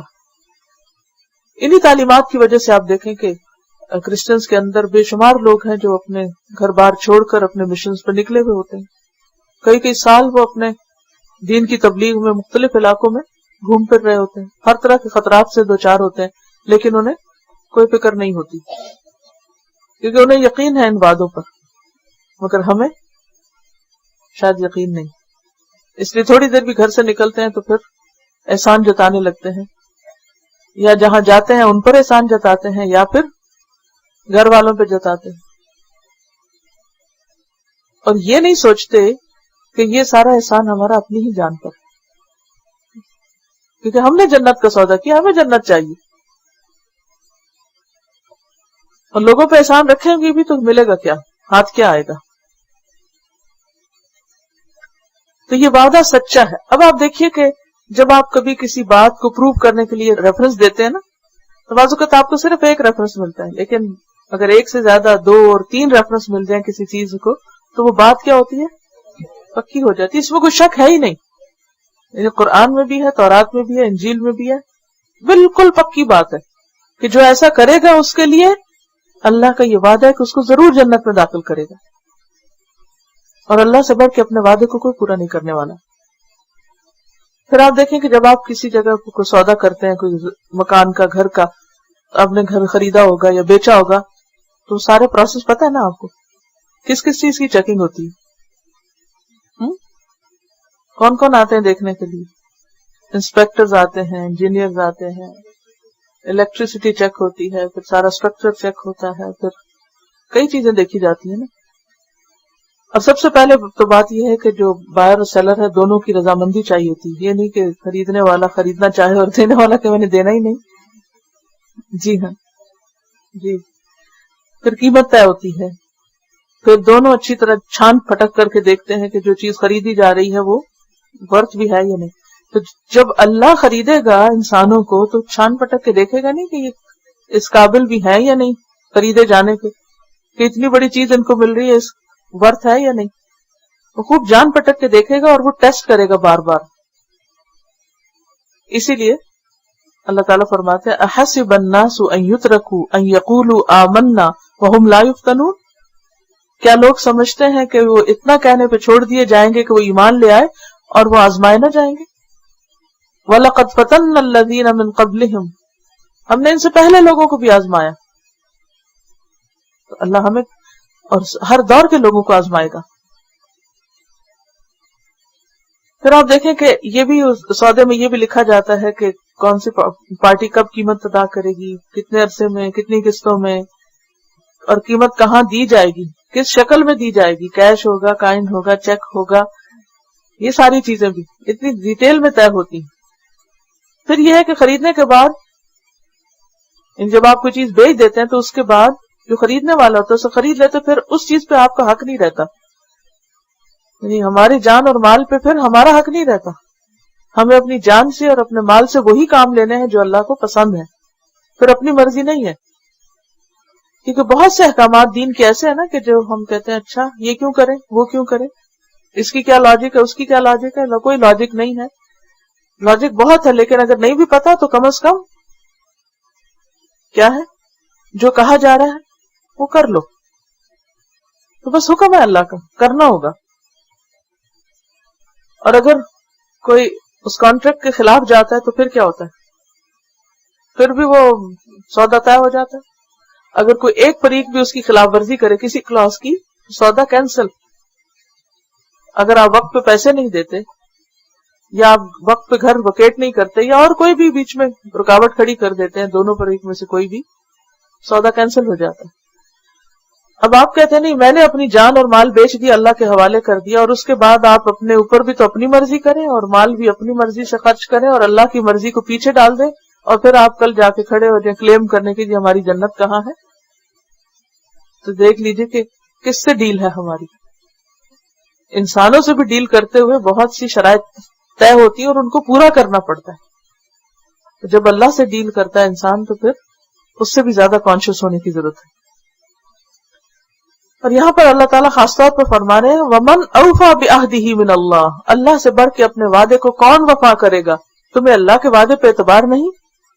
سب سے بڑھ کر اللہ ہی وفا کرنے والا ہے. سورۃ النساء میں آتا ہے وَمَنْ أَصْدَقُ مِنَ اللَّهِ حَدِيثًا. اللہ سے بڑھ کر سچی بات اور کس کی ہو سکتی ہے؟ سورۃ النساء میں آتا ہے وَمَنْ أَصْدَقُ مِنَ اللَّهِ قِيلًا. اللہ سے بڑھ کے قول کس کا سچا ہے؟ وعدہ اس کا سچا، بات اس کی سچی، عہد، ہر چیز جو بھی اس کی طرف سے آئے وہ بالکل حق ہے. فَاسْتَبْشِرُوا بِبَيْعِكُمْ. بس خوشیاں مناؤ اپنے اس سودے پر. یہ تجارت کر کے خوش ہو جاؤ، تم نے کچھ کھویا نہیں، پا لیا ہے، بہت بڑی ڈیل ہوگی. عام طور پہ ایسا ہوتا ہے نا جب اچھا سودا ہو جائے تو جو بزنس مین ہوتا ہے وہ بہت خوش ہوتا ہے. خاص طور پہ جو لوگ پراپرٹی کا کام کرتے ہیں وہ ان باتوں کو بہت اچھی طرح سمجھ رہے ہوں گے. بہت اچھی ڈیل ہو گئی. ایک اور آدمی بھی آتا ہے نا من الناس من یشری نفسہ ابتغاء مرضات اللہ، لوگوں میں کوئی ایسا بھی ہے کہ جو اپنے نفس کو اللہ کی رضا کے لیے بیچ ڈالتا ہے، وہ بک جاتا ہے. تو گویا جو اللہ کے راستے میں نکلتا ہے، جو اللہ کے لیے جان اور مال خرچ کرتا ہے بغیر کسی فکر اور پریشانی کے، وہ بکا ہوا ہے. فاستبشروا ببیعکم، اس ڈیل ہونے پر ہی خوش ہو جاؤ کہ اللہ نے ایسا کیا تمہارے ساتھ. کیا اللہ تعالیٰ کی کوئی مجبوری تھی کہ وہ ایسا کرتا؟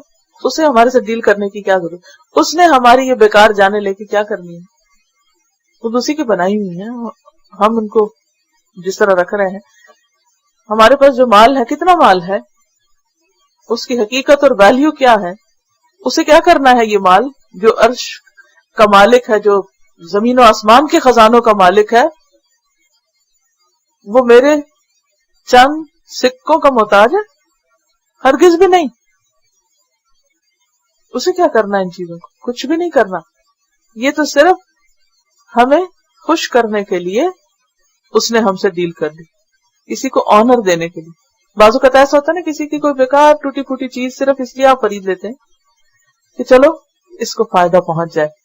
کئی دفعہ ایسے ہوتے ہیں، جیسے ہم یہ بلڈنگ خرید رہے تھے تو اس وقت ہر کوئی کچھ کچھ بنا کے لا رہا تھا، کوئی کھانا بنا کے لاتا، وہ ڈونیٹ کرتا، کوئی بچے بھی کوئی ڈرائنگ وغیرہ کر کے وہ اسکریبل کر کے چیزیں لے آتے، وہ سیل کرتے کہ چلو جی چند ڈالر ڈال دیں، ہمارا بھی حصہ پڑ جائے. اب وہ بعض اوقات وہ چیزیں خریدنے کے قابل نہیں ہوتی تھی، لیکن لوگ خوشی سے لے لیتے تھے. کس لیے لیتے تھے؟ چلو ہم نے ایک کاز کے لیے پیسے دینے، یہ تو بہانہ ہے کسی کا دل رکھنے کو. اب اگر کوئی بنا لایا الٹی سیدھی کوئی چیز تو اسے ضائع نہ ہونے دیں، چلے ہم خرید لیتے ہیں، گھر جا کے چلیں اس کو پھینک بھی دیں، لیکن صرف اس لیے خرید لیتے کہ ایک آنر دینا ہوتا تھا.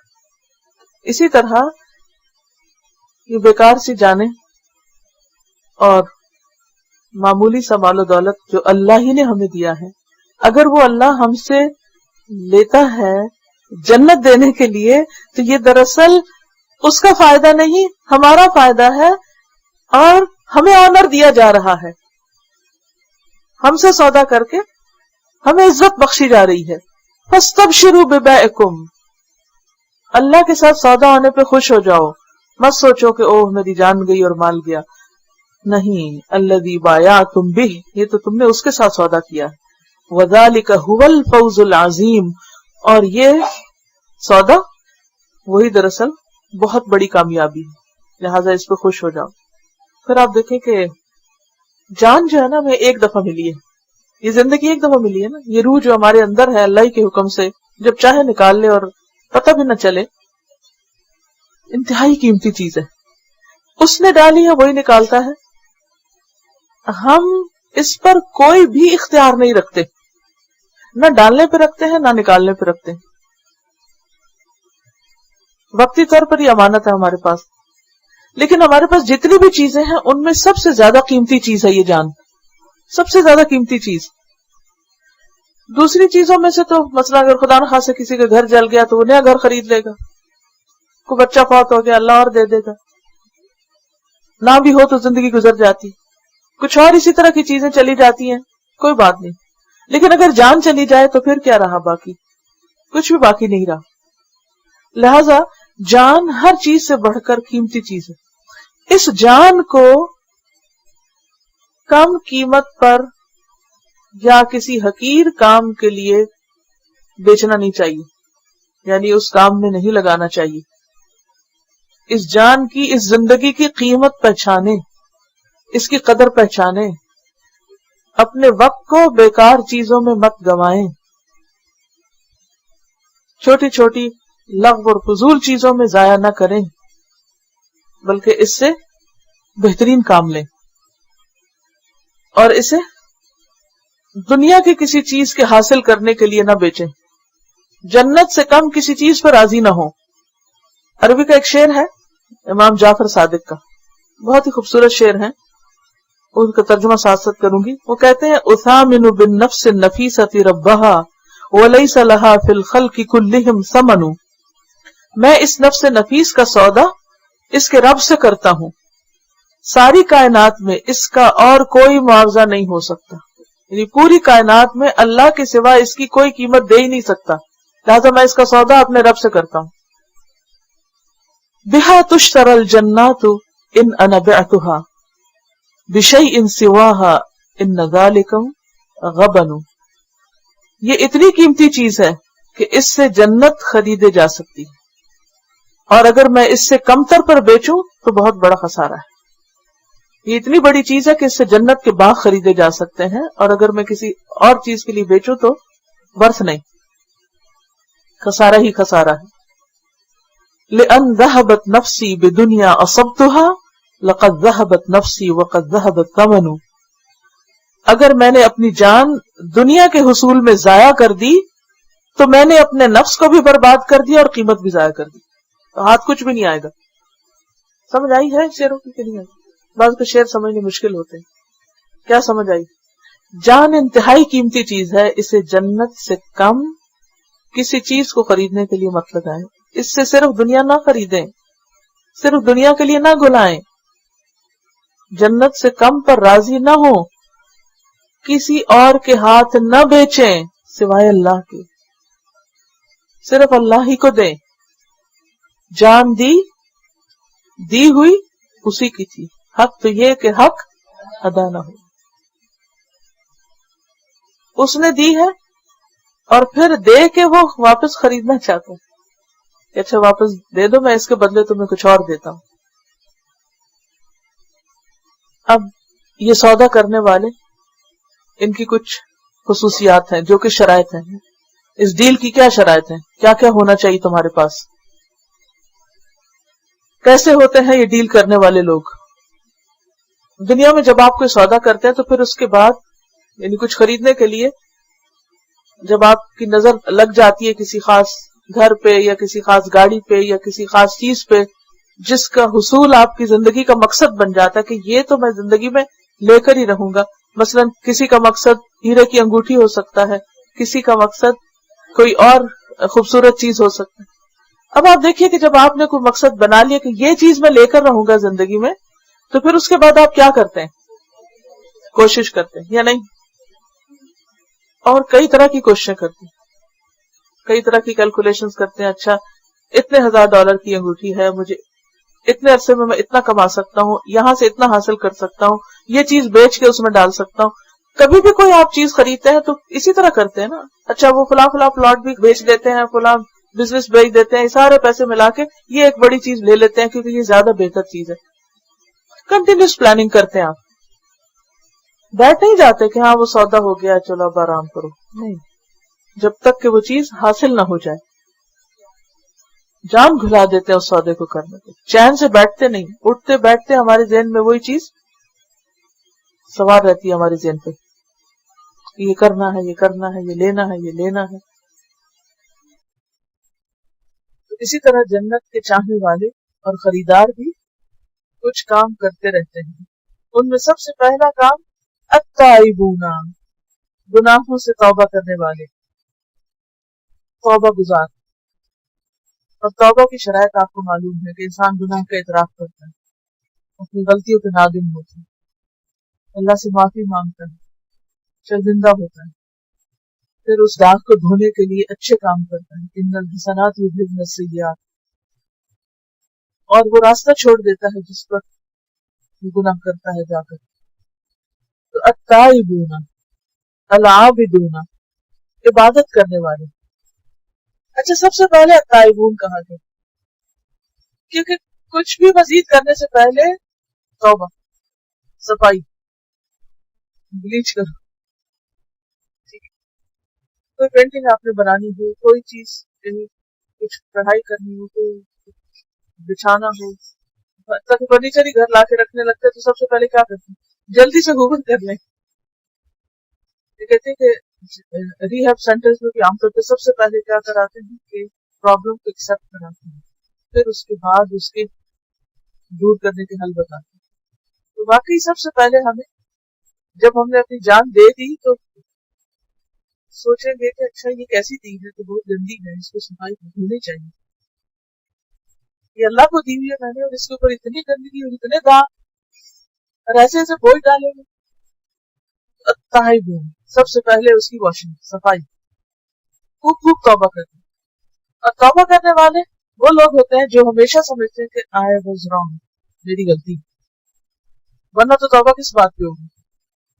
العابدون، عبادت کرنے والے، یعنی پھر اس کو سجاتے رہتے ہیں طرح طرح کی عبادتوں سے اپنی روح کو اخلاص کے ساتھ، اپنے اقوال میں، اپنے افعال میں، نماز، روزہ، اللہ کی حمد و ثنا اور دیگر مختلف طرح کے اچھے کام۔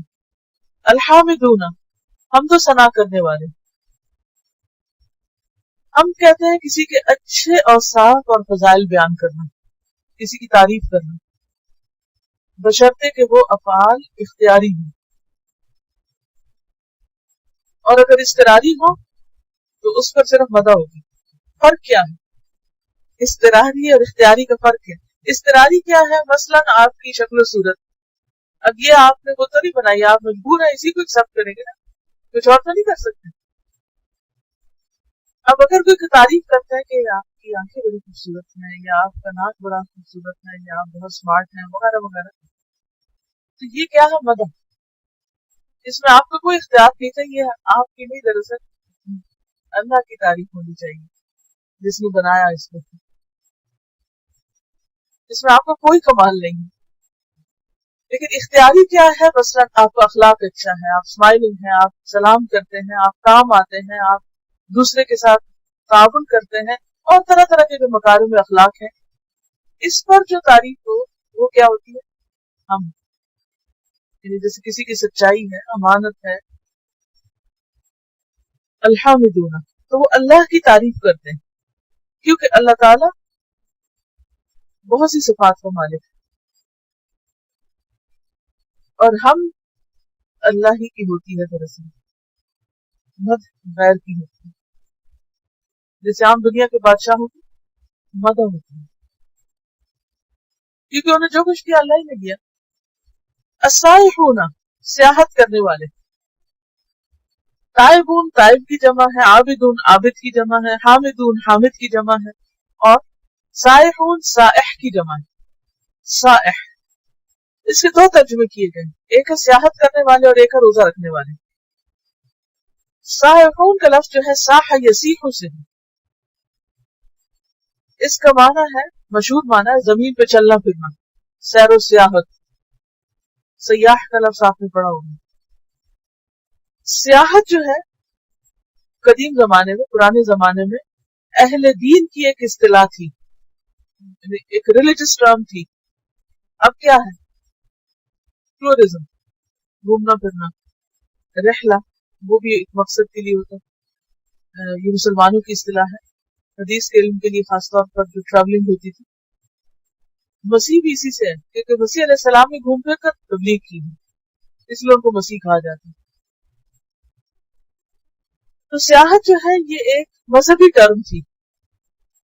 لسان العرب، ڈکشنری عربی کی، اس میں لکھا گیا ہے کہ عبادت اور ریاضت کے لیے کسی سمت کو نکل کھڑے ہونا، یعنی گھر بار چھوڑ کے کسی خاص ڈائریکشن پہ کسی خاص جگہ چلے جانا، کس مقصد کے لیے؟ عبادت وغیرہ کے لیے، عبادت اور ریاضت کے لیے۔ اسلام سے پہلے کے جو مذاہب تھے اس میں اس کی کافی اہمیت رہی ہے، خاص طور پر کرسچینٹی میں کیا تھا، اب بھی جاتے ہیں، رہبانیت جو ہے وہ کیا ہے؟ ترک دنیا، گھر بار ہر چیز چھوڑ کے گھر سے چلے جانا، نکل جانا، اور سارا وقت پھر صرف عبادت، چلے کاٹنے میں اور دھیان گیان وغیرہ میں لگا دینا۔ اور عموماً پھر لوگ کہاں رہتے تھے؟ جا کے جنگلوں میں رہتے، اور جنگلوں سے ہی جنگلی پھل وغیرہ کھاتے اور وہیں سے پانی پیتے، اور دنیا سے ان کا کوئی سروکار نہیں ہوتا تھا۔ تو عیسائیوں میں راہب، بدھ مذہب کے ہاں بھکشو، نام سنا ہے بھکشو، ہندوؤں کے ہاں جوگی، سنیاسی، سب سنے ہیں نا نام؟ جی۔ تو پھر یہ کیا ہوتا تھا کہ لوگ اگر ان کے پاس آتے تو یہ کہیں اور موو کر جاتے تھے۔ یہ سب کیا تھی؟ دراصل ان کی سیاحت تھی۔ اسی طرح ان کا کام یہ ہوتا تھا کہ مختلف بستیوں میں گھوم پھر کر تبلیغ کرتے، خاص طور پر کرسچن مشنریز، اور پھر وہاں سے آگے یہ سارے علاقوں میں گھومتے پھرتے رہتے۔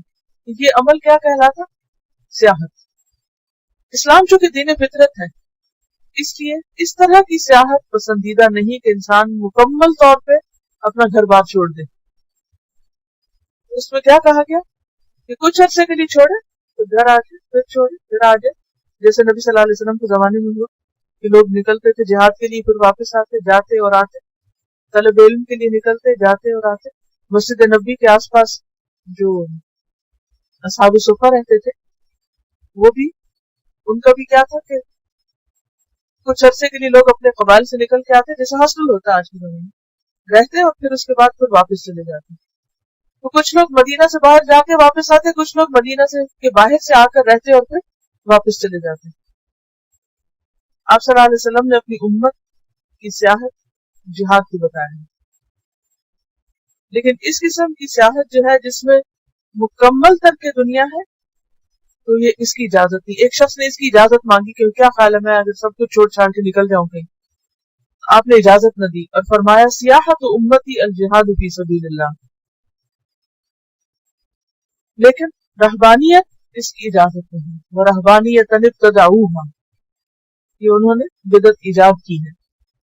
اب یہ سائحون کیا کیا کرتے ہیں، کس کس کام کے لیے نکلتے ہیں؟ طلب علم، علم حاصل کرنے کے لیے، جہاد فی سبیل اللہ، ہجرت، آثار قدیمہ کے مشاہدے کے لیے، اور حلال رزق کی تلاش کے لیے بھی. اگر کوئی حرام سے بچ کر حلال کی تلاش میں نکلے اور ایک علاقہ چھوڑ دے تو وہ بھی اسی زمرے میں آتا ہے. ایک اور جگہ پر سائحون کے ساتھ سائحات کا ذکر بھی، عورتوں کا ذکر بھی آتا ہے. اب آپ دیکھیے کہ اس کا معنی روزہ کہاں سے آ گیا پھر؟ یہ تو گھر بار چھوڑنا ہے. روزے اور سیاحت میں بھی ایک کنیکشن ہے. جیسے آپ گھر سے باہر نکلتے ہیں تو پھر کیا ہوتا ہے، کھانا پینا منقطع ہو جاتا ہے، آپ کے لیے وہ آرام نہیں ہوتا جو گھر میں ہوتا ہے. اسی طرح روزے میں بھی ایک طرح سے آپ کھانے پینے اور اپنے کچن سے باہر آ جاتے ہیں، اور وہ بھی کیا ہے، کانسیپٹ وہی ہے. جیسے ایک سیاح، مذہبی سیاح یا راہب ہر چیز ترک لذت کرتا ہے، اسی طرح روزے والا بھی کیا کرتا ہے، ترک لذت. کھانا پینا اور شوہر بیوی کا تعلق حرام، تو ترک لذت ہے نا، تو یہ بھی ایک طرح سے پھر سیاحت میں شمار ہو جاتا ہے. اب دونوں میں کنیکشن پتا چلا، ورنہ آپ کہیں گے کہ کیا بات ہوئی، یا تو گھر سے نکل جاؤ یا روزہ رکھ لو، دو الگ الگ چیزیں نہیں، ان کا جو پیچھے اوریجن ہے وہ کنیکٹ ہو رہی ہے. اس کو آپ یوں سمجھیے کہ گویا انسانی دنیا سے نکل کر خدائی دنیا میں آنا، دوسرے لفظوں میں، یا جسمانی دنیا سے نکل کر ایک طرح سے روحانی دنیا میں آنا. جب آپ گھر والوں کو چھوڑتے ہیں یا گھر کو چھوڑتے ہیں اور کسی مسجد جاتے ہیں یا اسکول جاتے ہیں تو وہ آپ نے کیا کیا، ایک چیز کو چھوڑ کر، گھر کے عیش و آرام کو چھوڑ کر آپ یعنی کہ گھر کی لذات کو ترک کیا نا، آرام کا بستر، کھانا پینا اور باقی چیزیں، اور آپ گئے کہیں رہنے کے لیے یا کچھ دیر گزارنے کے لیے، جیسے ریٹریٹ ہوتی ہے جیسے. تو اسی طرح روزے میں بھی آپ کیا کرتے ہیں، کھانے پینے اور باقی آرام کو، رات کو بھی نمازیں وغیرہ زیادہ پڑھی جاتی ہیں تو وہ بھی ایک طرح سے ترک لذات کر کے آپ نکل آتے ہیں.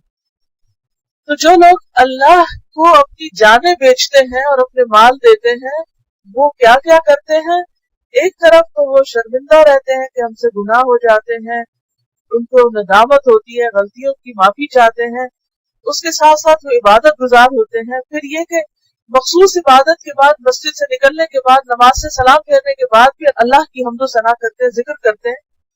اور اسی طرح صرف اسی پر راضی نہیں ہو جاتے بلکہ گھر بار چھوڑ کر کبھی اللہ کے راستے میں بھی نکلتے ہیں،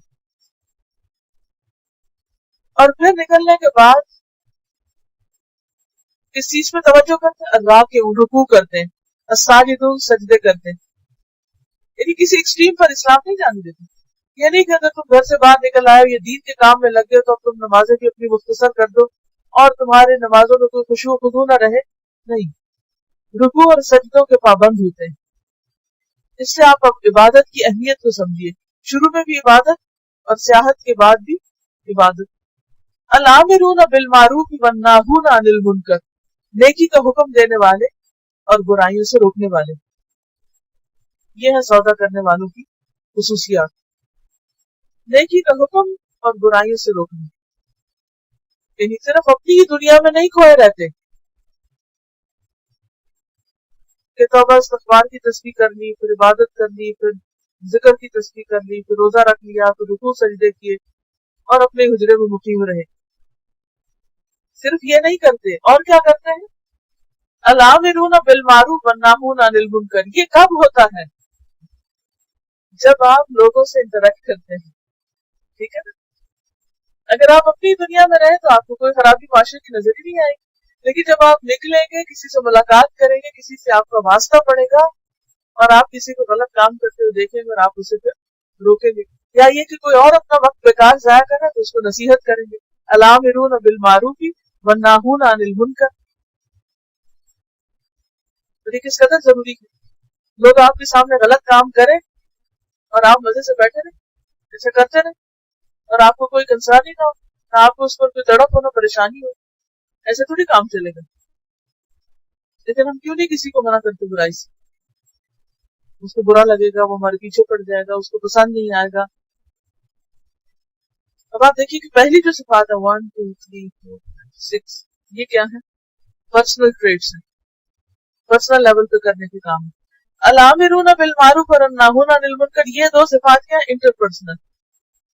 इंटरपर्सनल जो इंसान के रिलेशनशिप होते हैं इंसानों के साथ, तो उसमें ये काम हो सकता है। जब तक आप किसी से वास्ता नहीं रखेंगे तो ये काम नहीं कर सकते।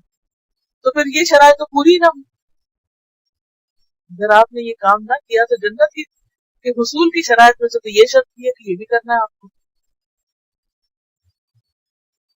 और फिर वल्हाफिज़ूना लिहुदूदिल्लाह, अल्लाह की हुदूद की हिफाजत करने वाले। ओवरऑल सब चीजों को कवर करता है, यानी खुदा की हद बंदियां जहां हैं कि bus stop here, red sign जहां आ जाए वहीं पर रुक जाने वाले।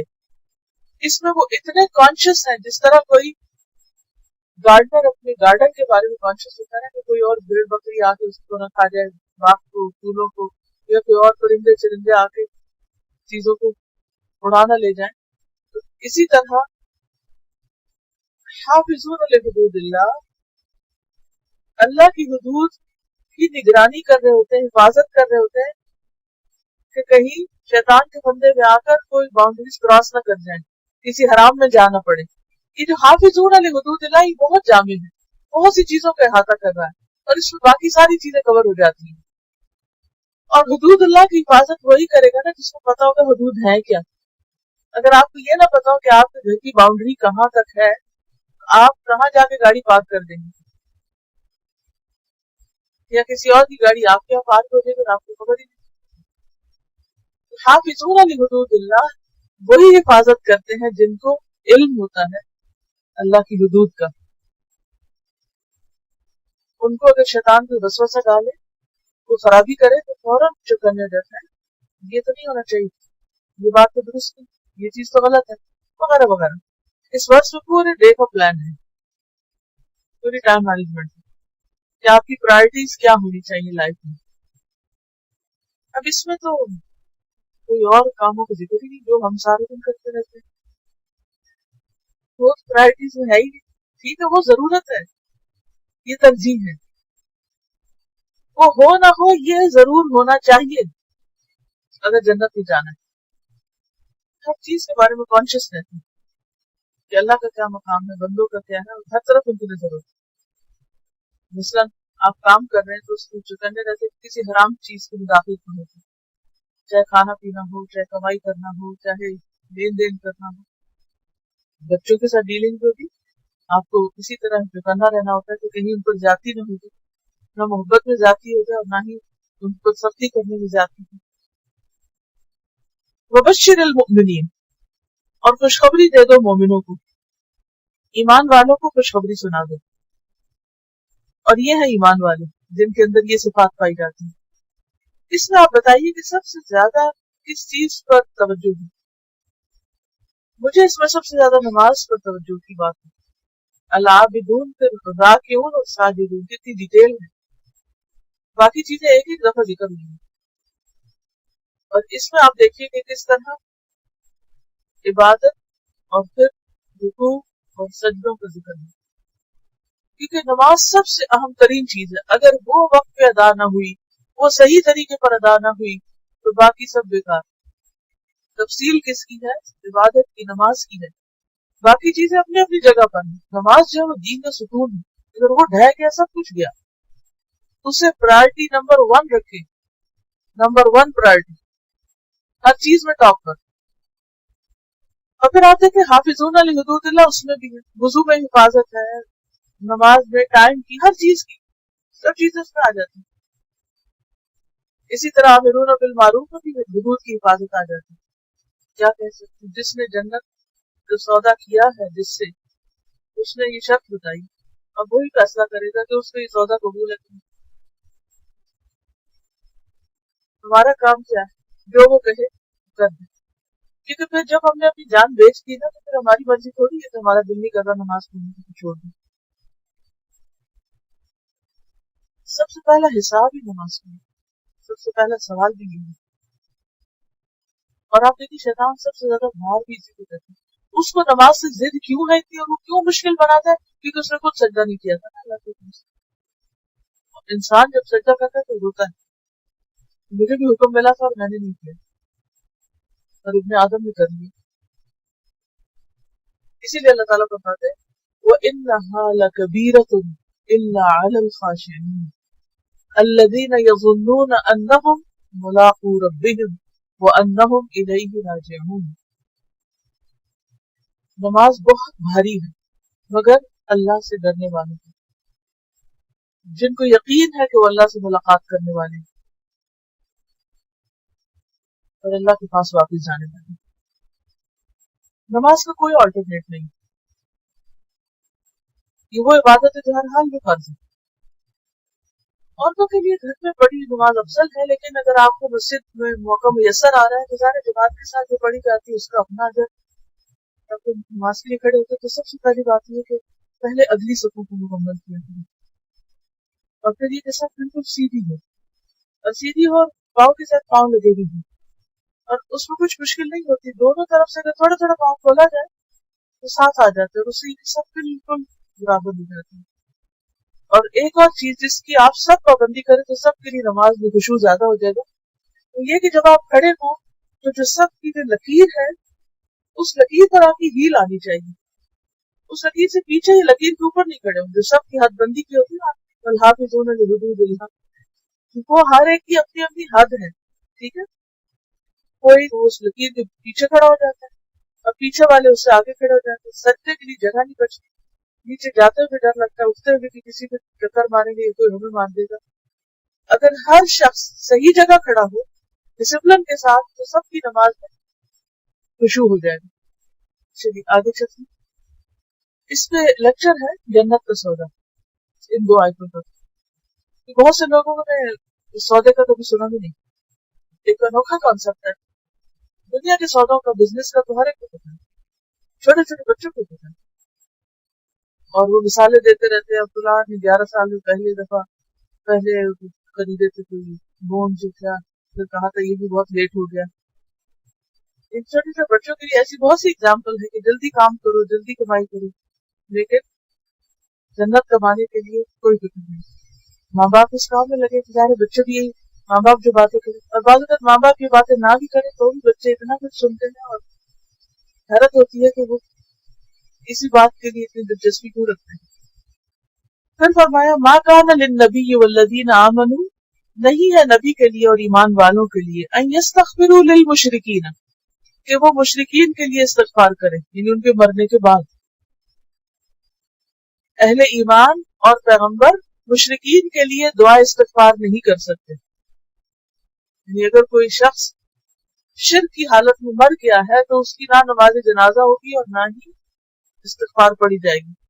وَلَوْ كَانُوا أُولِي قُرْبَىٰ، خواہ وہ قریبی رشتہ دار کیوں نہ ہوں. مِن بَعْدِ مَا تَبَيَّنَ لَهُمْ، اس کے بعد کہ ان کے لیے واضح ہو گیا أَنَّهُمْ أَصْحَابُ الْجَحِيمِ، کہ وہ جہنم کے ساتھی ہیں. یعنی جو شخص شرک کی حالت میں مرے تو اس کے لیے پھر کیا ہے؟ آگ. اور جس کے لیے آگ کا فیصلہ ہو چکا اس کو کسی کی استغفار فائدہ نہیں دیتی، کیونکہ اگر اس کے मरने के बाद किसी और की इस्तिग़फ़ार उसको फायदा देती, तो फिर उसमें और ईमान लाने वाले में फर्क क्या रह गया? ईमान लाने वाला भी जन्नत में चला जाए और शिर्क करने वाला भी चला जाए, तो फिर बराबर हो गए ना सब। तो अल्लाह को बराबर नहीं करना चाहते। अब आप सोचेंगे कि जन्नत के सौदे की तरह ये बात कहाँ से आ गई, और वहां जन्नत की बात है कि जन्नत कैसे हासिल होती है, या जहन्नम की बात है। एक तो ये बैलेंस। दूसरी बात है कि इससे पहले आप पीछे पड़ चुके हैं कि नबी सल्लल्लाहु अलैहि वसल्लम को मुनाफिकीन का जनाजा पढ़ने से मना किया गया था कि आज के बाद आप उनके जनाजा नहीं पढ़ेंगे, उनकी कब्र पे नहीं खड़े होंगे। तो ये बात दूसरे मुनाफिकों को बहुत गरां गुजरी। अच्छा, एक तरफ तो कहते हैं कि नबी जो है वो बहुत रहीम है, शफीक है, बड़े रहम दिल है, और इनके दिल में इंसानों की बड़ी मोहब्बत है और रहमतुल लिल आलमीन है, और दूसरी तरफ ये किसी का जनाजा नहीं पढ़ते और दुआ नहीं करते। ये कैसे नबी? तो इस बात को उन्होंने एक इशू बना लिया और इस पर आपके खिलाफ बहुत प्रोपेगेंडा होने लगा।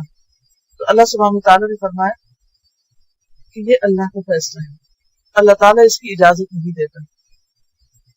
फिर लोग कहने लगे कि वैसे ही अपने आप को इब्राहिम अलैहिस्सलाम की औलाद में से कहते हैं, उनका कारोबार बताते हैं, तो इब्राहिम ने तो अपने वालिद के लिए दुआ की थी, तो उसकी वजाहत कर दी गई अगली आयत में, वमा कान इस्तिग़फ़ार इब्राहिम अली अबीही, और न थी इस्तिग़फ़ार इब्राहिम अलैहिस्सलाम की अपने बाप के लिए, इल्ला अन मौइदतिन, मगर एक वादे की वजह से, वअदहा इय्याहु, जिसका वादा किया था उन्होंने अपने बाप से। फलम्मा तबय्यन लहू, फिर जब आप पे वाज़े हो गया, किन पे? इब्राहिम अलैहिस्सलाम पे, अन्नहु अदुव्वुल लिल्लाह, कि वो अल्लाह का दुश्मन है, तबर्रअ मिन्हु, तो वो उससे बरी ज़िम्मा हो गए, उन्होंने फिर इस्तिग़फ़ार नहीं की। वो वादा क्या था जो उन्होंने अपने वालिद से किया था? इसका जिक्र सूरत मरियम की आयत 47 में आता है। क़ाला सलामुन अलैका सअस्तग़फ़िरु लका रब्बी, जब बाप ने कहा ना इब्राहिम यहाँ से निकल जाओ, चले जाओ, तो इब्राहिम अलैहिस्सलाम ने बड़े अदब से कहा कि बाप आपको सलाम, मैं आपके लिए अपने रब से इस्तिग़फ़ार करूंगी कि वो आपको माफ कर दे। इन्नहु कान बी हफिया, अल्लाह ताला मुझ पर बड़ा मेहरबान है, मेरी दुआ सुन लेगा, मैं आपके लिए दुआ करूंगा। अल्लाह ताला ने फिर मना कर दिया, तो इब्राहिम अलैहिस्सलाम उससे रुक गए।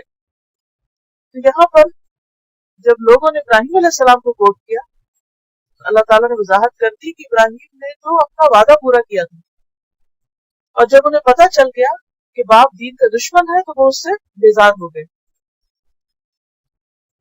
अबू हुरैरा कहते हैं, नबी सल्लल्लाहु अलैहि वसल्लम ने फरमाया, इब्राहिम अलैहिस्सलाम क़यामत के दिन अपने वालिद आज़र को देखेंगे कि उनके मुंह पर स्याही और गर्द गुबार होगा। आप उससे कहेंगे, मैंने तुम्हें कहा न था कि मेरी नाफरमानी न करना? आपका बाप कहेगा, आज मैं तुम्हारी नाफरमानी नहीं करूंगा। उस वक्त इब्राहिम अलैहिस्सलाम अर्ज करेंगे, परवरदिगार, तूने मुझसे वादा किया कि मैं क़यामत के दिन तुझे रुस्वा न करूंगा, और इससे बढ़कर क्या रुस्वाई हो सकती है कि मेरा बाप इस हाल में है। अल्लाह ताला फरमाएंगे, मैंने काफिरों पर जन्नत हराम कर दी है। फिर कहा जाएगा, इब्राहिम जरा अपने पांव तले देखो। उस वक्त तुम्हें बाप की जगह एक नजासत से निचड़ा हुआ बिज्जू नजर आएगा। बिज्जू वो जानवर कब्रों में गिर जाता, फरिश्ते उसके पांव से पकड़कर उसे दोज़ख में डाल देंगे। इन्ना इब्राहिम लअव्वाहुन हलीम, बेशक इब्राहिम बहुत आहें भरने वाले, दर्दमंद और तहम्मुल वाले थे, बुर्दबार थे। तो इब्राहिम अलैहिस्सलाम की जो दिल की वुसअत थी और नरमी थी और एक मुतहम्मिल मिजाजी थी, वो इससे जाहिर होती है कि बाप ने उन्हें जितना भी बुरा भला कहा, लेकिन उन्होंने कोई बेअदबी नहीं की, पलट के कुछ नहीं की, बल्कि उल्टा दुआ की बात की। वमा कान अल्लाहु लियुदिल्ल कौमन, और नहीं है अल्लाह के गुमराह करे किसी कौम को, बाद इज़ हदाहुम, इसके बाद कि उनको हिदायत दे, हत्ता युबय्यिन लहुम मा यत्तकून, यहाँ तक कि उनके लिए वाज़ेह कर दे कि वो किस चीज से बचेंगे। यानी अल्लाह ताला किसी को गुमराह नहीं करता जब वो उनको हिदायत दे दे, और जब तक कि उनके लिए वाज़ेह न कर दे कि वो किस चीज से बचे, इसके बावजूद जब लोग जानबूझकर अल्लाह के बारे में और अल्लाह के अहकाम के बारे में जानने के बाद फिर नाफरमानी करते हैं, تو پھر اللہ تعالیٰ ان کو ڈھیل دیتا ہے کہ ٹھیک ہے جس طرف جانا چاہتے ہو جاؤ. ہدایت دینا اللہ کا کام ہے. ہدایت دینے میں رستہ دکھا دیا اللہ نے, ان کے اوپر حلال حرام اچھا برا سب واضح کر دیا. اب یہ ساری ہدایت ہوتے ہوئے لوگ اگر اس سے فائدہ نہ اٹھائیں اور منہ موڑ جائیں تو پھر اللہ تعالیٰ پکڑ کی زبردستی کسی کو ہاتھ پہ کام نہیں رکھتا. ان اللہ بکل شیء علیم, بے شک اللہ ہر چیز کا علم رکھتا ہے. ان اللہ لہ ملک السماوات والارض, بے شک اللہ اسی کے لیے ہے بادشاہت آسمانوں اور زمین کی. یحیی و یمیت, وہ زندہ کرتا ہے اور وہ موت دے گا. وما لکم من دون اللہ من ولی ولا نصیر, اور نہیں تمہارے لیے اللہ کے سوا کوئی دوست اور نہ کوئی مددگار. سارے فیصلے اللہ ہی کے ہاتھ میں ہیں, زندگی موت اسی کے ہاتھ میں ہے. مولا اور مددگار وہی ہے. لہٰذا ہمیں کیا کرنا چاہیے؟ ہر معاملے میں اسی کی طرف رجوع کرنا چاہیے, اسی کی فرما برداری اختیار کرنی چاہیے.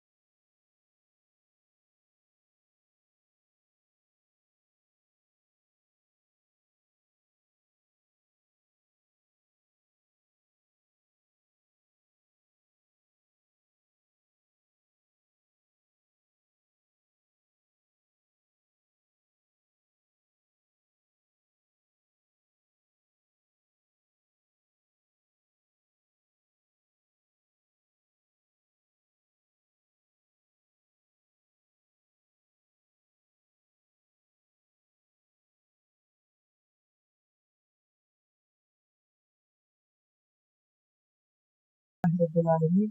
سبحانک اللہم و بحمدک نشہد ان لا الہ الا انت نستغفرک و نتوب الیک. السلام علیکم.